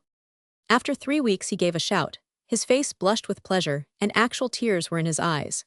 He had dug out the error, and at once he celebrated the recovery of the single sixpence by giving me 24 shillings worth of champagne. It is a true story, and illustrates, I think, the training and method of the German mind, of the industry of the merchants who are trading over all the seas. As a rule, the trade goods made in Germany are shoddy. They do not compare in quality with those of England or the States. In every foreign port you will find that the English linen is the best, that the American agricultural implements, American hardware, saws, axes, machetes are superior to those manufactured in any other country. But the German, though his goods are poorer, cuts the coat to please the customer. He studies the wishes of the man who is to pay. He is not the one who says, "Take it or leave it." The agent of one of the largest English firms on the Ivory Coast, one that started by trading in slaves, said to me, "Our largest shipment to this coast is gin. This is a French colony, and if the French traders and I were patriots instead of merchants we would buy from our own people, but we buy from the Germans, because trade follows no flag. They make a gin out of potatoes colored with rum or gin, and label it Demerara and Jamaica. They sell it to us on the wharf at Antwerp for 9 pence a gallon, and we sell it at 9 francs per dozen bottles. Germany is taking our trade from us because she undersells us, and because her merchants do not wait for trade to come to them, but go after it. Before the Warman boat is due, their agent here will come to my factory and spy out all I have in my compound. 'Why do not you ship those logs with us?' he will ask. 'Cannot spare the boys to carry them to the beach,' I will say. 'I will furnish the boys,' he will answer. That's the German way. The elder Dempster boats lie 3 miles out at sea and blow a whistle at us. They act as though by carrying our freight they were doing us a favor. These German ships, to save you the long pull, anchor close to the beach and lend you their own shore boats and their own boys to work your cargo. And if you give them a few tons to carry, like as not they will dash you to a case of fizz. And meanwhile the English captain is lying outside the bar tooting his whistle and wanting to know if you think he's going to run his ship aground for a few bags of rotten kernels. And he cannot see, and the people at home cannot see, why the Germans are crowding us off the coast. Just outside of Douala, in the native village of Belltown, is the palace and the harem of the ruler of the tribe that gave its name to the country, Mango Bell, King of the Cameroons. His brother, Prince William, sells photographs and souvenirs. We bought photographs, and on the strength of that hinted at a presentation at court. Brother William seemed doubtful, so we bought enough postal cards to establish us as étrangers de distinction, and he sent up our names. With Pavani, Hatton Cookson's chief clerk, we were escorted to the royal presence. The palace is a fantastic, pagoda-like building of 3 stories, and furnished with many mirrors, carved oak sideboards, and lampshades of colored glass. Mango Bell, King of the Cameroons, sounds like a character in a comic opera, but the king was an extremely serious, tall, handsome, and self-respecting Negro. Having been educated in England, he spoke much more correct English than any of us. Of the few kings I have met, both tame and wild, his manners were the most charming. Back of the palace is an enormously long building under one roof. Here live his 35 queens. To them we were not presented. The Palace of the King of the Cameroons. Prince William asked me if I knew where in America there was a street called Fifth Avenue. I suggested New York. He referred to a large Bible, and finding, much to his surprise, that my guess was correct, commissioned me to buy him, from a firm on that street, just such another Bible as the one in his hand. He forgot to give me the money to pay for it, but loaned us a half-dozen little princes to bear our purchases to the wharf. For this service, their Royal Highnesses graciously condescended to receive a small dash, and with the chief clerk were especially delighted. He, being a sleight-of-hand artist, apparently took 5-franc pieces out of their Sunday clothes and from their kinky hair. When we left, they were rapidly disrobing to find if any more 5-franc pieces were concealed about their persons. The morning after we sailed from Douala, we anchored in the river in front of Calabar, the capital of southern Nigeria. Of all the ports at which we touched on the coast, Calabar was the hottest, the best-looking, and the best administered. It is a model colony, but to bring it to the state it now enjoys has cost sums of money entirely out of proportion to those the colony has earned. The money has been spent in cutting down the jungle, filling in swamps that breed mosquitoes and fever, and in laying out gravel walks, water mains, and open cement gutters, and in erecting model hospitals, barracks, and administrative offices. Even grass has been made to grow, and the high bluff upon which are situated the homes of the white officials and government house has been trimmed and cultivated and tamed until it looks like an English park. It is a complete imitation, even to golf links and tennis courts. But the fight that has been made against the jungle has not stopped with golf links. In 1896, the death rate was 10 men out of every 100. That corresponds to what in warfare is a decimating fire, upon which an officer, without danger of reproof, may withdraw his men. But at Calabar the English doctors did not withdraw, and now the death rate is as low as 3 out of every 100. That Calabar, or any part of the west coast, will ever be made entirely healthy is doubtful.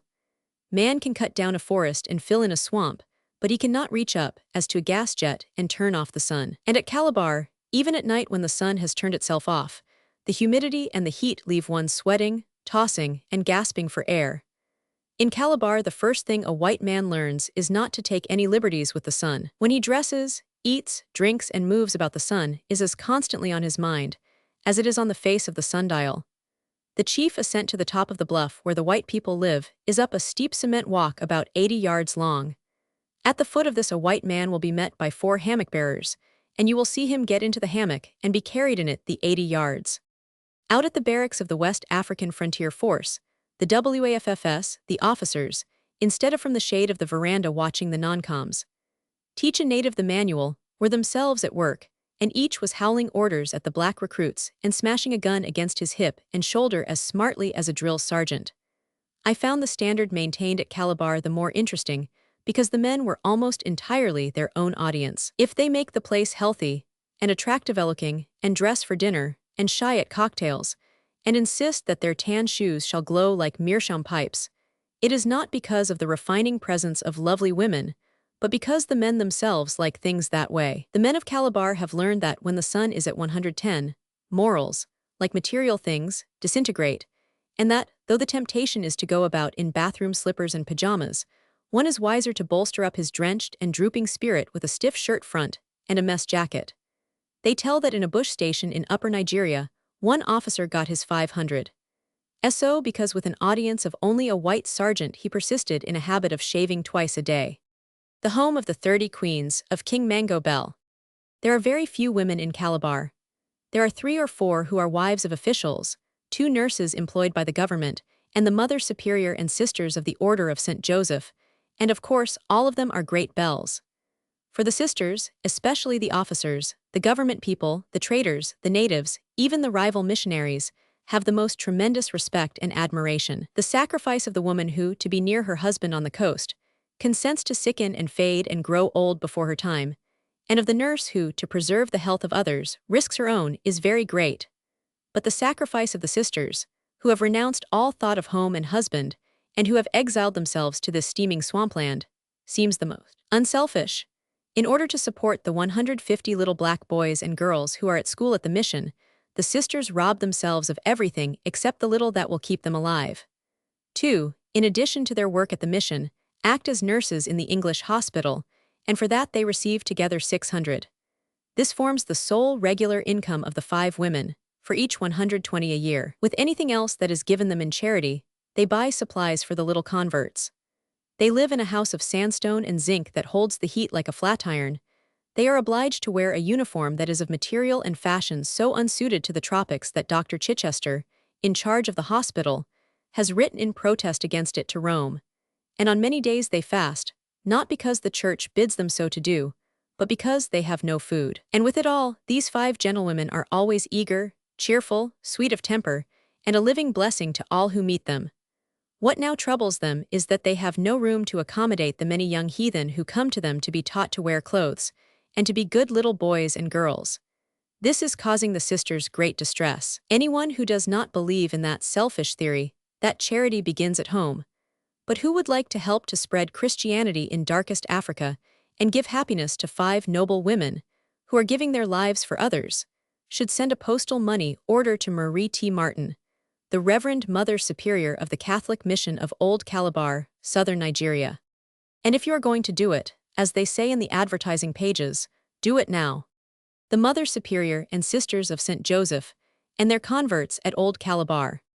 At Calabar there is a royal prisoner, the King of Benin. He is not an agreeable king like His Majesty of the Cameroons, but a grossly fat, sensual-looking young man, who, a few years ago, when he was at war with the English, made juju against them by sacrificing 300 maidens, his idea being that the juju would drive the English out of Benin. It was poor juju, for it drove the young man himself out of Benin, and now he is a king in exile.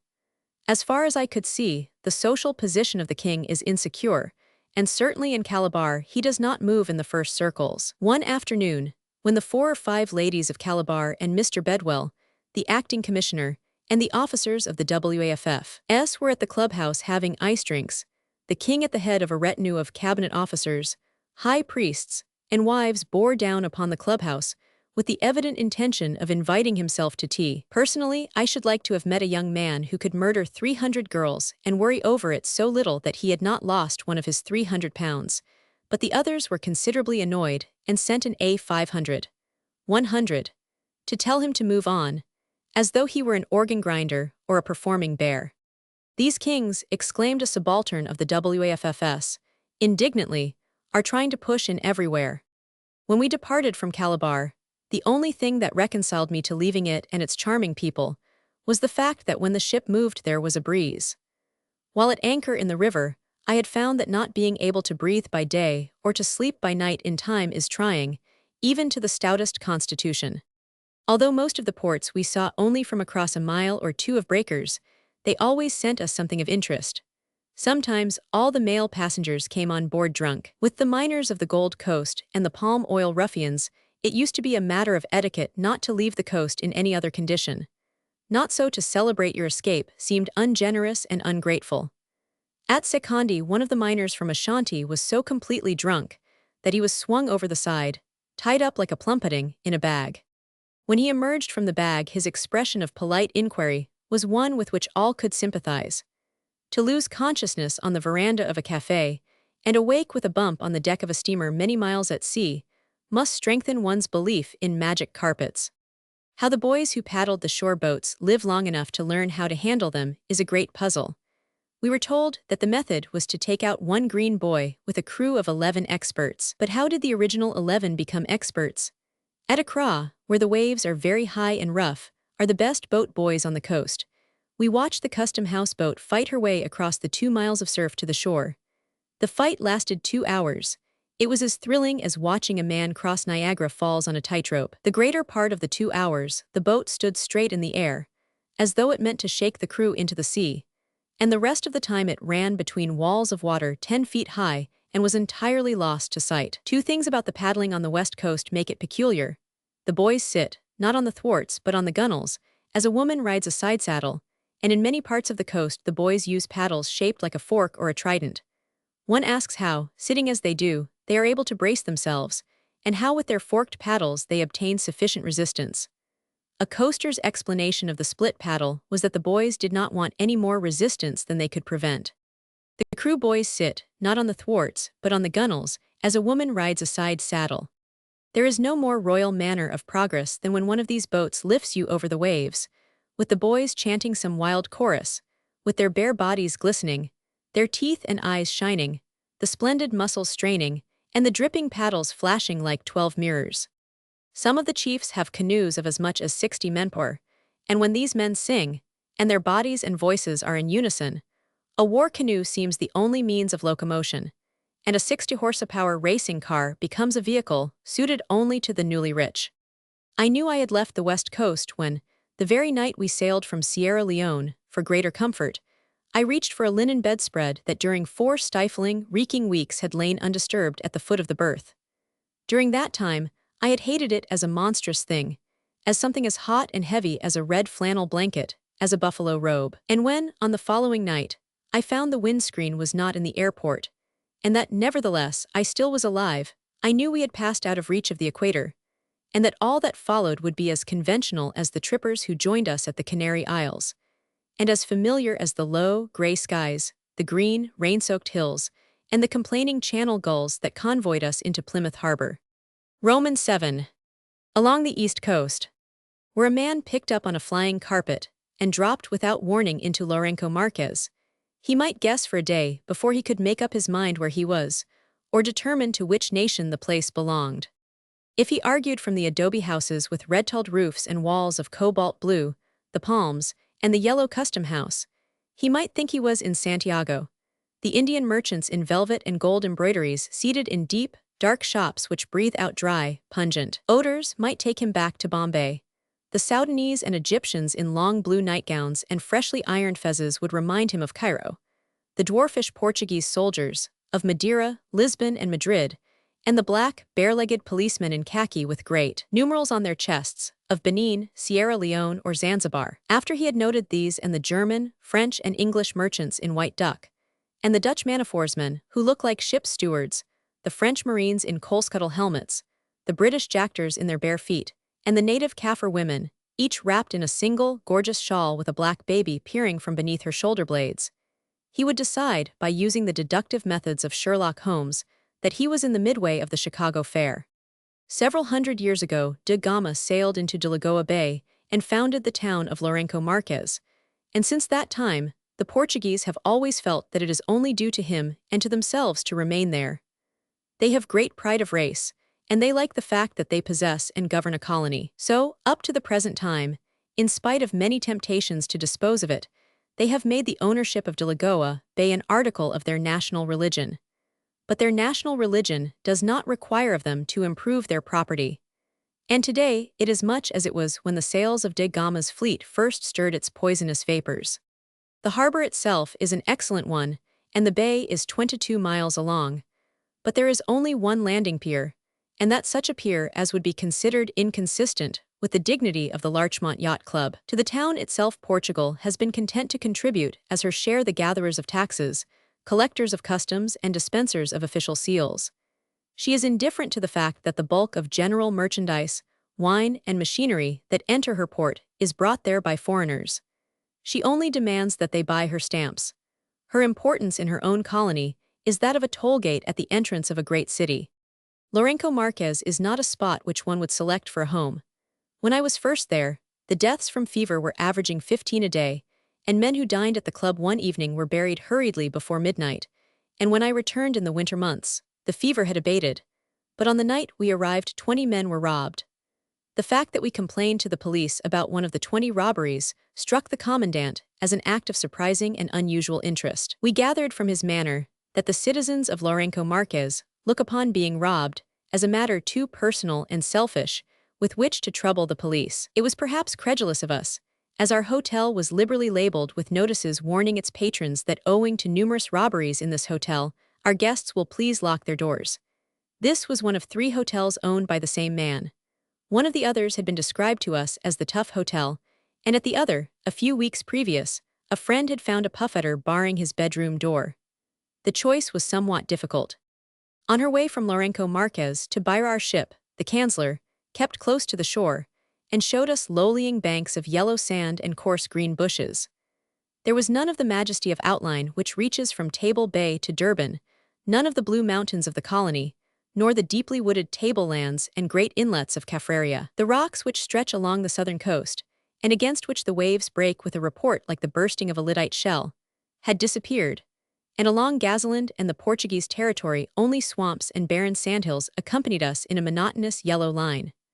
From the bay we saw Beira as a long crescent of redroofed houses, many of them of 4 stories with verandas running around each story, like those of the summer hotels along the Jersey coast. It is a town built upon the sands, with a low stone breakwater, but without a pier or jetty, the lack of which gives it a temporary, casual air as though it were more a summer resort than the one port of entry for all Rhodesia.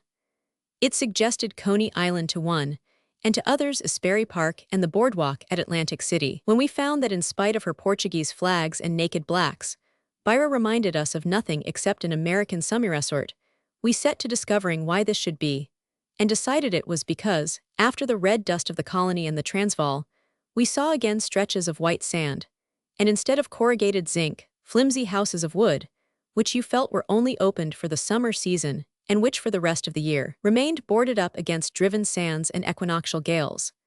Beira need only to have added to her seaview and beach hotels a few bathing suits drying on a clothesline, a tintype artist, and a merry-go-round, to make us feel perfectly at home. Beira being the port on the Indian Ocean which feeds Mashonaland and Matabeleland and the English settlers, in and around Bulawayo and Salisbury, English influence has proclaimed itself there in many ways. When we touched, which was when the British soldiers were moving up to Rhodesia, the place, in comparison with Lourenço Marques, was brisk, busy, and clean. Although both are ostensibly Portuguese, Beira is to Lourenço Marques what the cleanest street of Greenwich Village of New York City is to Hell's Kitchen and the Chinese Quarter. The houses were well swept and cool, the shops were alluring, the streets were of clean shifting white sand, and the sidewalks, of gray cement, were as well kept as a Philadelphia doorstep. The most curious feature of Beira is her private tramcar system. These cars run on tiny tracks which rise out of the sand and extend from one end of the town to the other, with branch lines running into the yards of shops and private houses.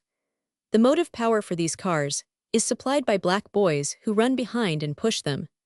Their trucks are about half as large as those on the handcars we see flying along our railroad tracks at home, worked by gangs of Italian laborers. On some of the trucks there is only a bench, others are shaded by awnings, and a few have carriage lamps and cushioned seats and carpets. Each of them is a private conveyance. There is not one which can be hired by the public. When a merchant wishes to go downtown to the port, his black boys carry his private tramcar from his garden and settle it on the rails. The merchant seats himself, and the boys push him and his baby carriage to whatever part of the city he wishes to go. When his wife is out shopping and stops at a store, the boys lift her car into the sand in order to make a clear track for any other car which may be coming behind them. One would naturally suppose that with the tracks and switchboards and sidings already laid, the next step would be to place cars upon them for the convenience of the public. But this is not the case, and the tracks through the city are jealously reserved for the individuals who tax themselves £5 a year to extend them and to keep them in repair. After the sleds on the island of Madeira, these private streetcars of Beira struck me as being the most curious form of conveyance I had ever seen. Going visiting in her private tramcar at Beira.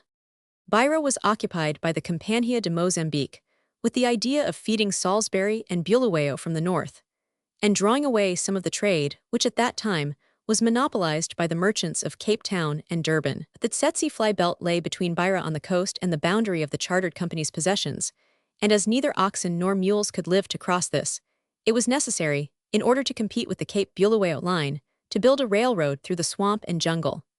This road is now in operation. It is 220 miles in length, and in the brief period of 2 months, during the long course of its progress through the marshes, 200 of the men working on it died of fever. Some years ago, during a boundary dispute between the Portuguese and the chartered company, there was a clash between the Portuguese soldiers and the British South African police.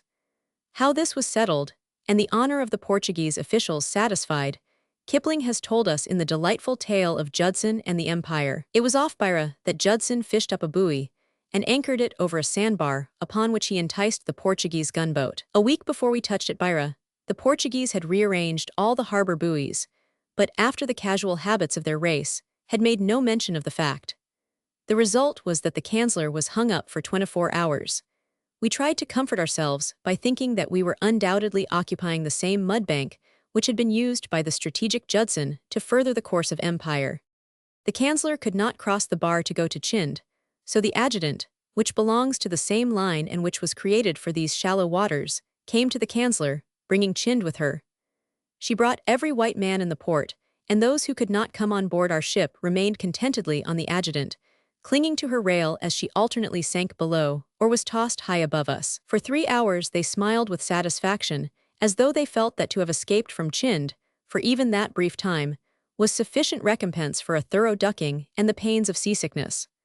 On the bridge of the adjutant, in white duck and pith helmets, were the only respectable members of Chind society. We knew that they were the only respectable members of Chind society, because they told us so themselves.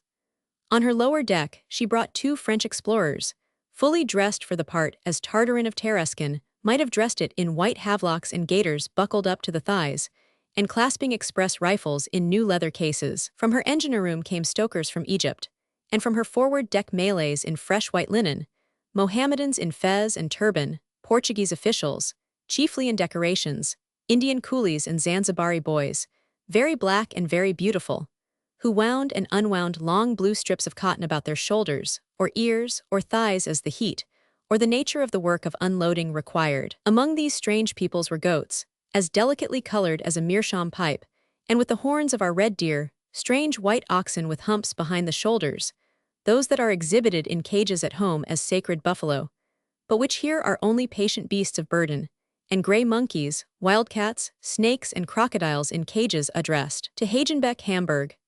The freight was no less curious, assegais in bundles, horns stretching for 3 feet from point to point or rising straight like poignards, skins, groundnuts, rubber, and heavy blocks of beeswax wrapped in coarse brown sacking, and which in time will burn before the altars of Roman Catholic churches in Italy, Spain, and France. People of the bromide class who run across a friend from their own city in Paris will say, well, to think of meeting you here. How small the world is after all. If they wish a better proof of how really small it is, how closely it is knit together, how the existence of one canning house in Chicago supports 20 stores in Durban, they must follow, not the missionary or the explorers, not the punitive expeditions, but the man who wishes to buy, and the man who brings something to sell. Trade is what has brought the latitudes together and made the world the small department store it is, and forced one part of it to know and to depend upon the other. The explorer tells you, I was the first man to climb Kilimanjaro. I was the first to cut a path from the shores of Lake Nyassa into the Congo basin. He even lectures about it, in front of a wet sheet in the light of a stereopticon, and because he has added some miles of territory to the known world, people buy his books and learned societies place initials after his distinguished name. But before his grandfather was born, and long before he ever disturbed the waters of Nyassa, the Phoenicians and Arabs and Portuguese, and men of his own time and race had been there before him to buy ivory, both white and black, to exchange beads and brass bars and shaving mirrors for the tusks of elephants, raw gold, copra, rubber, and the feathers of the ostrich. Statesmen will modestly say that a study of the map showed them how the course of empire must take its way into this or that undiscovered wilderness, and that in consequence, at their direction, armies marched to open these tracts, which but for their prescience would have remained a desert. But that was not the real reason. A woman wanted 3 feathers to wear at Buckingham Palace, and to oblige her a few unimaginative traders, backed by a man who owned a tramp steamer, opened up the east coast of Africa. Another wanted a sealskin sack, and fleets of ships faced floating ice under the northern lights. The bees of the Shire Riverway helped to illuminate the cathedrals of St. Peter's and Notre Dame, and back of Mozambique thousands of rubber trees are being planted today, because, at the other end of the globe, people want tires for their automobiles. And because the fashionable ornament of the natives of Swaziland is, for no reason, no longer blueglass beads, manufacturers of beads in Switzerland and Italy find themselves out of pocket by some thousands and thousands of pounds. I have never, he declared, breathlessly. I have never seen so many beautiful women in one place at the same time. I would forgotten that there were so many white people in the world. If I stay on board this ship another minute I shall go home, said Her Majesty's consul, firmly. You will have to hold me. It's coming over me, I feel it coming. I shall never have the strength to go back. He appealed to the sympathetic lieutenant. Let's desert together, he begged. One half of the street cleaning department of Mozambique. In the swamps of the east coast, the white exiles lay aside the cloaks and masks of crowded cities. They do not try to conceal their feelings, their vices, or their longings. They talk to the first white stranger they meet of things which in the great cities a man conceals even from his roommate, and men they would not care to know, and whom they would never meet in the fixed social pathways of civilization, they take to their hearts as friends. They are too few to be particular, they have no choice, and they ask no questions. It is enough that the white man, like themselves, is condemned to exile. They do not try to find solace in the thought that they are the foretrekkers of civilization, or take credit to themselves, because they are the pathfinders and the pioneers who bear the heat and burden of the day. They are sorry for themselves because they know, more keenly than any outsider can know, how good is the life they have given up, and how hard is the one they follow, but they do not ask anyone else to be sorry. They would be very much surprised if they thought you saw in their struggle against native and Portuguese barbarism, fever, and savage tribes, a life of great good and value, full of self-renunciation, heroism, and self-sacrifice. On the day they boarded the Kanzler, the pains of nostalgia were sweeping over the respectable members of Chin's society like waves of nausea, and tearing them. With a grim appreciation of their own condition, they smiled mockingly at the ladies on the quarterdeck, as you have seen prisoners grin through the bars. They were even boisterous and gay, but their gaiety was that of children at recess, who know that when the bell rings they are going back to the desk. A little English boy ran through the smoking room, and they fell upon him, and quarreled for the privilege of holding him on their knees. He was a shy, coquettish little English boy, and the boisterous, noisy men did not appeal to him. To them he meant home and family and the old nursery, papered with colored pictures from the Christmas graphic. His stout, bare legs and tangled curls and sailor's hat, with H1000 S Mars across it, meant all that was clean and sweet-smelling in their past lives. I will arrest you for a deserter, said the lieutenant of the gunboat. I will make the consul send you back to the Mars. He held the boy on his knee fearfully, handling him as though he were some delicate and precious treasure that might break if he dropped it. The agent of the Oceanic Development Company, Limited, whose business in life is to drive savage Anginus out of the jungle, where he hopes in time to see the busy haunts of trade, begged for the boy with eloquent pleading. You have had the kitty long enough now, he urged. Let me have him. Come here, Mr. Mars, and sit beside me, and I will give you fizzy water like lemon squash, only nicer. He held out a wet bottle of champagne alluringly. No, he is coming to his consul, that youth declared. He's coming to his consul for protection. You are not fit characters to associate with an innocent child. Come to me, little boy, and do not listen to those degraded persons. So the innocent child seated himself between the consul and the chartered trader, and they patted his fat calves and red curls, and took his minute hands in their tanned fists, eyeing him hungrily, like two cannibals. But the little boy was quite unconscious and inconsiderate of their hunger, and with the cruelty of children, pulled himself free and ran away. He was such a nice little kitty, they said, apologetically, as though they felt they had been caught in some act of weakness. I have not got a card with me. I have not needed one for 2 years, said the lieutenant genially. But fancy your knowing Sparks. He has the next station to mine. I am at one end of the Shire River and he's at the other. He patrols from Fort Johnson up to the top of the lake. I suppose you have heard him play the banjo, have not you? That's where we hit it off. We are both terribly keen about the banjo. I suppose if it was not for my banjo, I would go quite off my head down here. I know Sparks would. You see, I have these chaps at Chin to talk to, and up at Teat there's the Portuguese governor, but Sparks has only 6 white men scattered along Nyassa for 300 miles. I had heard of Sparks and the 6 white men. They grew so lonely that they agreed to meet once a month at some central station and spend the night together, and they invited Sparks to attend the second meeting. But when he arrived, he found that they had organized a morphine club, and the only 6 white men on Lake Nyassa were sitting around a table with their sleeves rolled up, giving themselves injections. Sparks told them it was a disgusting practice and put back to his gunboat. I recalled the story to the lieutenant, and he laughed mournfully. Yes, he said. And what's worse is that we are here for 2 years more, with all this fighting going on at the Cape and in China. Still, we have our banjos, and the papers are only 6 weeks old, and the steamer stops once every month. Custom House, Zanzibar. Fortunately, there were many bags of beeswax to come over the side, so we had time in which to give the exiles the news of the outside world, and they told us of their present and past lives. Of how one, as an American filibuster, had furnished coal to the Chinese Navy, how another had sold ready-to-wear clothes in a New York department store, and another had been attaché at Madrid, and another in charge of the forward guns of a great battleship. We exchanged addresses and agreed upon the restaurant where we would meet 2 years hence to celebrate their freedom, and we emptied many bottles of iced beer, and the fact that it was iced seemed to affect the exiles more than the fact that it was beer. But at last the ship's whistle blew with raucous persistence. It was final and heartless.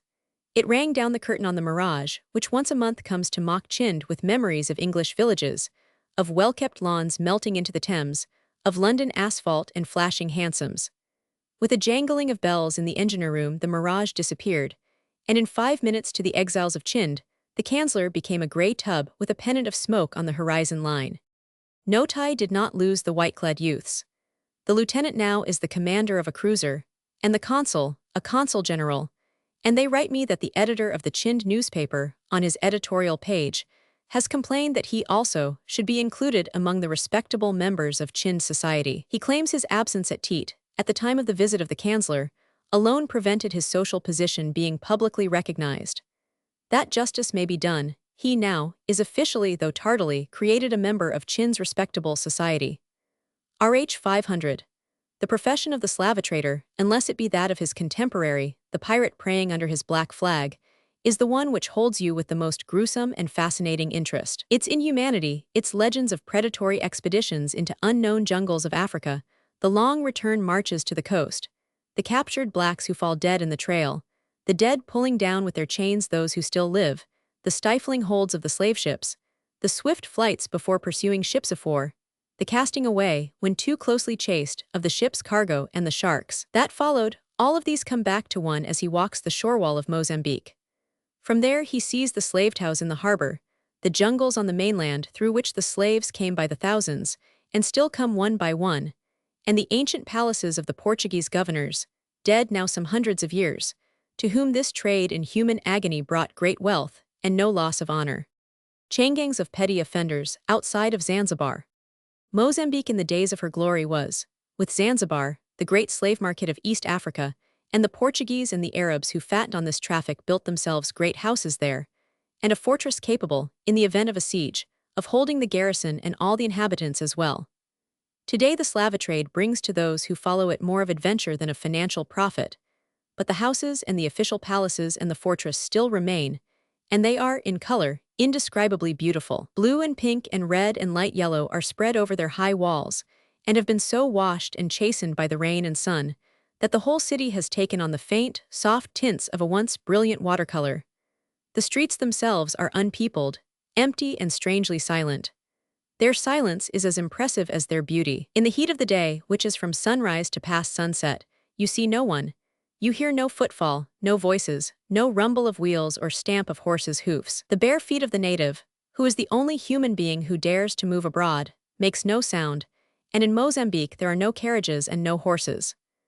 2 bullock carts, which collect scraps and refuse from the white staring streets, are the only carts in the city, and with the exception of a dozen rickshaws are the only wheeled vehicles the inhabitants have seen. I have never visited a city which so impressed one with the fact that, in appearance, it had remained just as it was 400 years before. There is no decay, no ruins, no sign of disuse. It is, on the contrary, clean and brilliantly beautiful in color, with dancing blue waters all about it, and with enormous palms moving above the towering white walls and red-tiled roofs, but it is a city of the dead. The openwork iron doors with locks as large as letterboxes are closed, the wooden window shutters are barred, and the wares in the shops are hidden from the sidewalk by heavy curtains. There is a park filled with curious trees and with flowers of gorgeous color, but the park is as deserted as a cemetery. Along the principal streets stretch mosaic pavements formed of great blocks of white and black stone. They look like elongated checkerboards, but no one walks upon them, and though there are palaces painted blue, and government buildings in Pompeian red, and churches in chaste gray and white, there are no sentries to guard the palaces, nor no black-robed priests enter or leave the churches. They are like the palaces of a theater, set on an empty stage and waiting for the actors. It will be a long time before the actors come to Mozambique. It is, and will remain, a city of the 15th century. It is now only a relic of a cruel and barbarous period, when the Portuguese governors, the gentlemen adventurers, and the Arab slave dealers, under its blue skies, and hidden within its barred and painted walls, led lives of magnificent debauchery, when the tusks of ivory were piled high along its waterfront, and the dhows at anchor reeked with slaves, and when in the marketplace, where the natives now sit bargaining over a bunch of bananas or a basket of dried fish, their forefathers were themselves bought and sold. In the 500 years in which he has claimed the shore line of East Africa from south of Lourenço Marques to north of Mozambique, and many hundreds of miles inland, the Portuguese has been the dog in the manger among nations. In all that time, he has done nothing to help the land or the people whom he pretends to protect, and he keeps those who would improve both from gaining any hold or influence over either. It is doubtful if his occupation of the East Coast can endure much longer. The English and the Germans now surround him on every side. Even handicapped as they are by the lack of the seaports which he enjoys, they have forced their way into the country which lies beyond his, and which bounds his on every side. They have opened up this country with little railroads, with lonely lengths of telegraph wires, and with their launches and gunboats they have joined, by means of the Zambesi and Chind rivers, new territories to the great Indian Ocean. His strip of land, which bars them from the sea, is still unsettled and unsafe, its wealth undeveloped, its people untamed. He sits at his café at the coast and collects custom dues and sells stamped paper. For fear of the native he dares not march 5 miles beyond his seaport town, and the white men who venture inland for purposes of trade or to cultivate plantations do so at their own risk. He can promise them no protection. The land back of Mozambique is divided into holdings, and the rent of each holding is based upon the number of native huts it contains. The tax per hut is £1 a year, and these holdings are leased to any Portuguese who promises to pay the combined taxes of all the huts. He also engages to cut new roads, to keep those already made in repair, and to furnish a sufficient number of police to maintain order. The lessees of these holdings have given rise to many and terrible scandals. In the majority of cases, the lessee, once out of reach of all authority and of public opinion, and wielding the power of life and death, becomes a tyrant and taskmaster over his district, taxing the natives to 5 and 10 times the amount which each is supposed to furnish, and treating them virtually as his bondsmen. Up along the Shire River, the lessees punish the blacks by hanging them from a tree by their ankles and beating their bare backs with rhinoceros hide, until, as it has been described to me by a reputable English resident, the blood runs in a stream over the Negro's shoulders and forms a pool beneath his eyes. The ivory on the right, covered only with sacking, is ready for shipment to Boston, USA. You hear of no legitimate enterprise fostered by these lessees, of no development of natural resources, but instead you are told tales of sickening cruelty, and you can read in the consular reports others quite as true, records of heartless treatment of natives, of neglect of great resources, and of hurried snatching at the year's crop and a return to the coast, with nothing to show of sustained effort or steady development. The incompetence of Portugal cannot endure. Now that England has taken the Transvaal from the Boer, she will find the seaport of Lourenço Marques too necessary to her interests to much longer leave it in the itching palms of the Portuguese officials.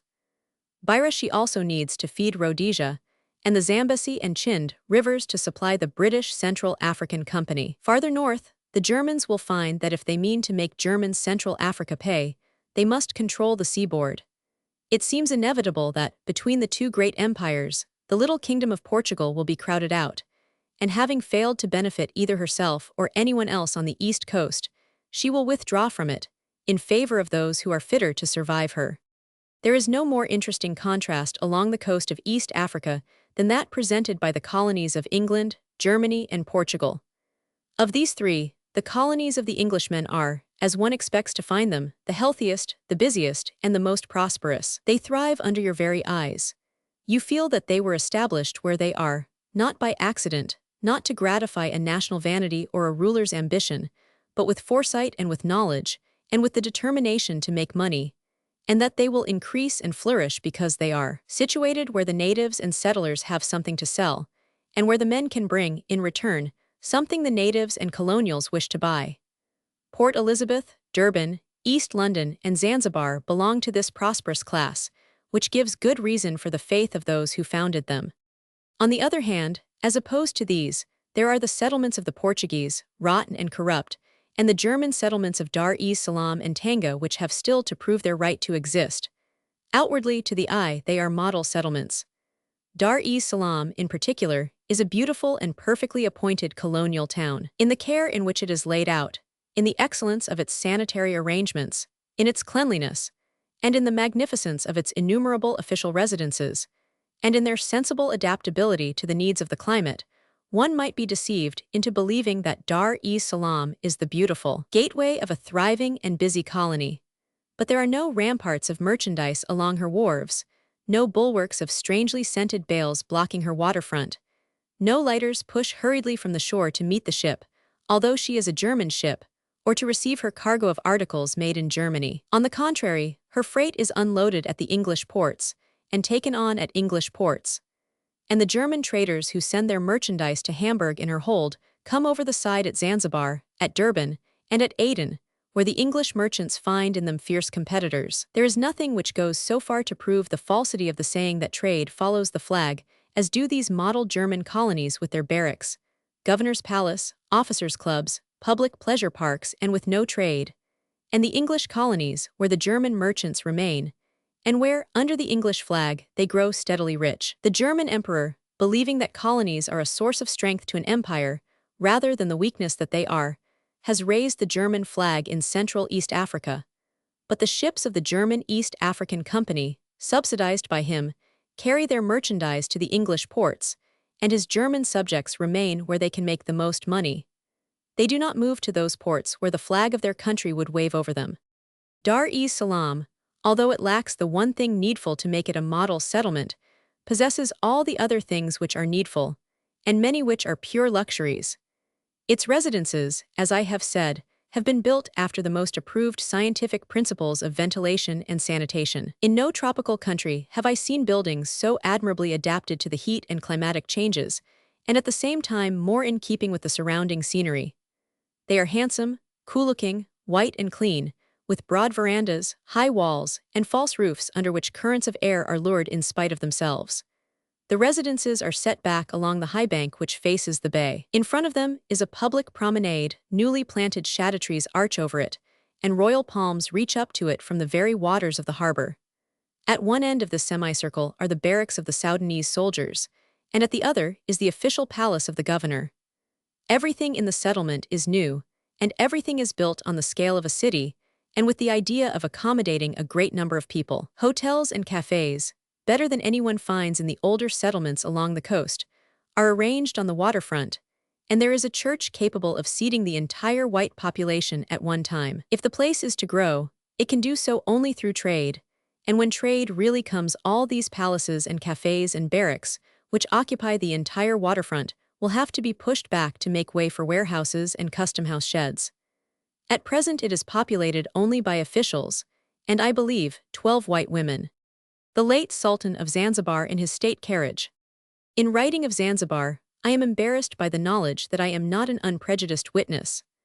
I fell in love with Zanzibar at first sight, and the more I saw of it the more I wanted to take my luggage out of the ship's hold and cable to my friends to try and have me made vice-consul to Zanzibar through all succeeding administrations. Zanzibar runs back abruptly from a white beach in a succession of high white walls. It glistens and glares and dazzles you. The sand at your feet is white, the city itself is white, the robes of the people are white. It has no public landing pier. Your rowboat is run ashore on a white shelving beach, and you face an impenetrable mass of white walls. The blue waters are behind you, the lofty fortress-like facade before you, and a strip of white sand is at your feet. In the narrow streets are all the colors of the Orient, gorgeous, unshaded, and violent. Cobalt blue, greens, and reds on framework, windows, and doorways, red and yellow in the awnings and curtains of the bazaars, and orange and black, red and white, yellow, dark blue, and purple in the long shawls of the women. It is the busiest, and the brightest and richest in color of all the ports along the East African coast, Were it not for its narrow streets and its towering walls, it would be a place of perpetual sunshine. Everybody is either actively busy or contentedly idle. It is all movement, noise, and glitter. Everyone is telling everyone else to make way before him. The Indian merchants beseech you from the open bazaars. Their children, swathed in gorgeous silks and hung with jewels and bangles, stumble under your feet. The Sultan's troops assail you with fife and drum. And the black women, wrapped below their bare shoulders in the colors of the butterfly, and with teeth and brows dyed purple, crowd you to the wall.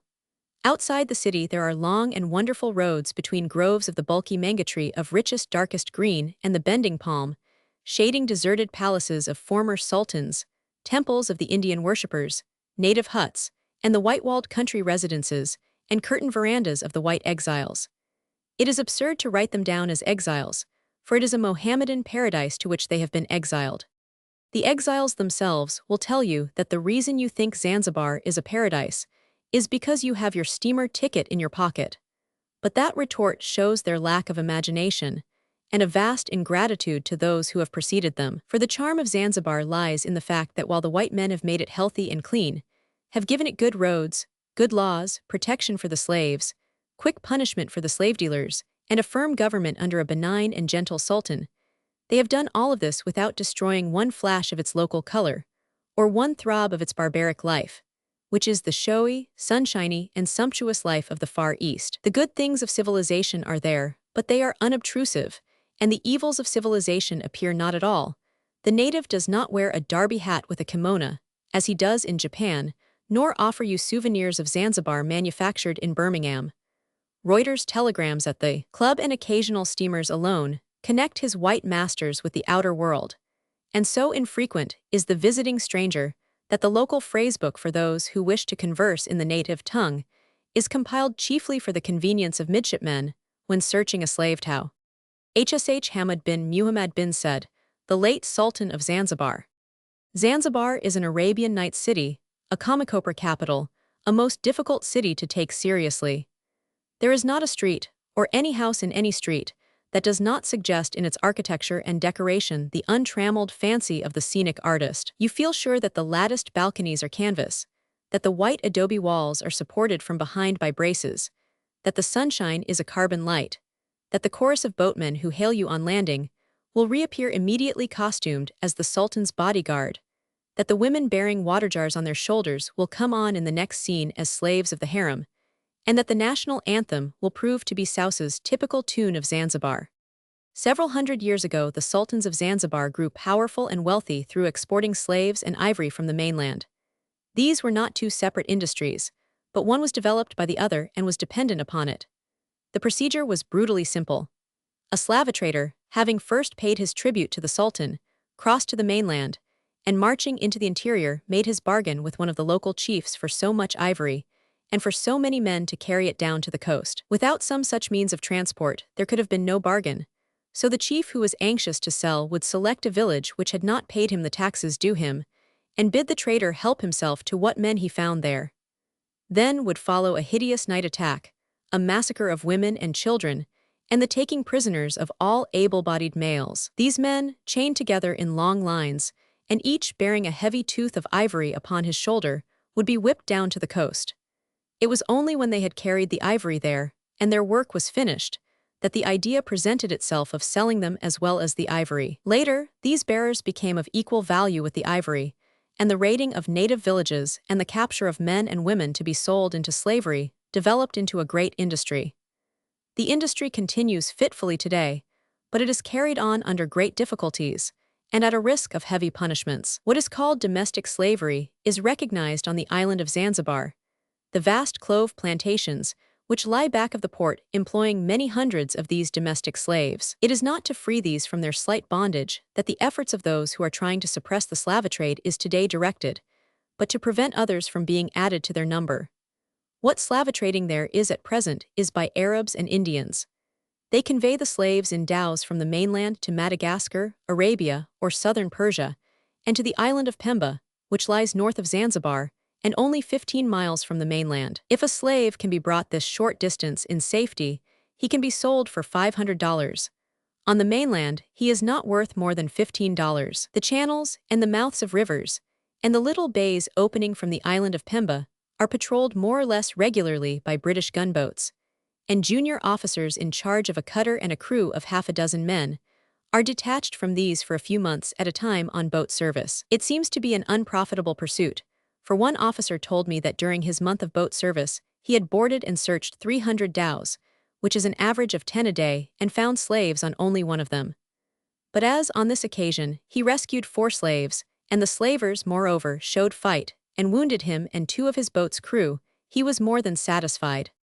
The trade in ivory, which has none of these restrictions upon it, still flourishes, and the cool, dark warums of Zanzibar are stored high with it. In a corner of one little cellar, they showed us $25,000 worth of these tusks piled up as carelessly as though they were logs in a woodshed. One of the most curious sights in Zanzibar is a line of Zanzibari boys, each balancing a great tusk on his shoulder, worth from $500 to $2,000, and which is unprotected except for a piece of coarse sacking. A German factory at Tanga, the store below, the living apartments above. The largest exporters of ivory in the world are at Zanzibar, and though probably few people know it, the firm which carries on this business belongs to New York City, and has been in the ivory trade with India and Africa from as far back as the 50s. In their house at Zanzibar, they have entertained every distinguished African explorer, and the stories its walls have heard of native wars, pirate dhows, slave dealers, the English occupation, and terrible marches through the jungles of the Congo would make valuable and picturesque history. The firm has always held a semi-official position, for the reason that the United States consul at Zanzibar, who should speak at least Swahili and Portuguese, is invariably chosen for the post from a drugstore in Yankton, Dakota, or a post office in Canton, Ohio. Consequently, on arriving at Zanzibar he becomes homesick, and his first official act is to cable his resignation, and the State Department instructs whoever happens to be general manager of the Ivory House to perform the duties of acting consul. So, the Ivory House has nearly always held the eagle of the consulate over its doorway. The manager of the Ivory House, who at the time of our visit was also consul, is Harris Robbins Childs. Mr. Childs is well known in New York City, is a member of many clubs there, and speaks at least 5 languages. He understands the native tongue of Zanzibar so well that when the Prime Minister of the Sultan took us to the palace to pay our respects, Childs talked the language so much better than did the Sultan's own Prime Minister that there was in consequence much joking and laughing. The Sultan then was a most dignified, intelligent, and charming old gentleman. He was popular both with his own people, who loved him with a religious fervor, and with the English, who unobtrusively conducted his affairs. There have been sultans who have acted less wisely than does Hamad bin Muhammad bin Said.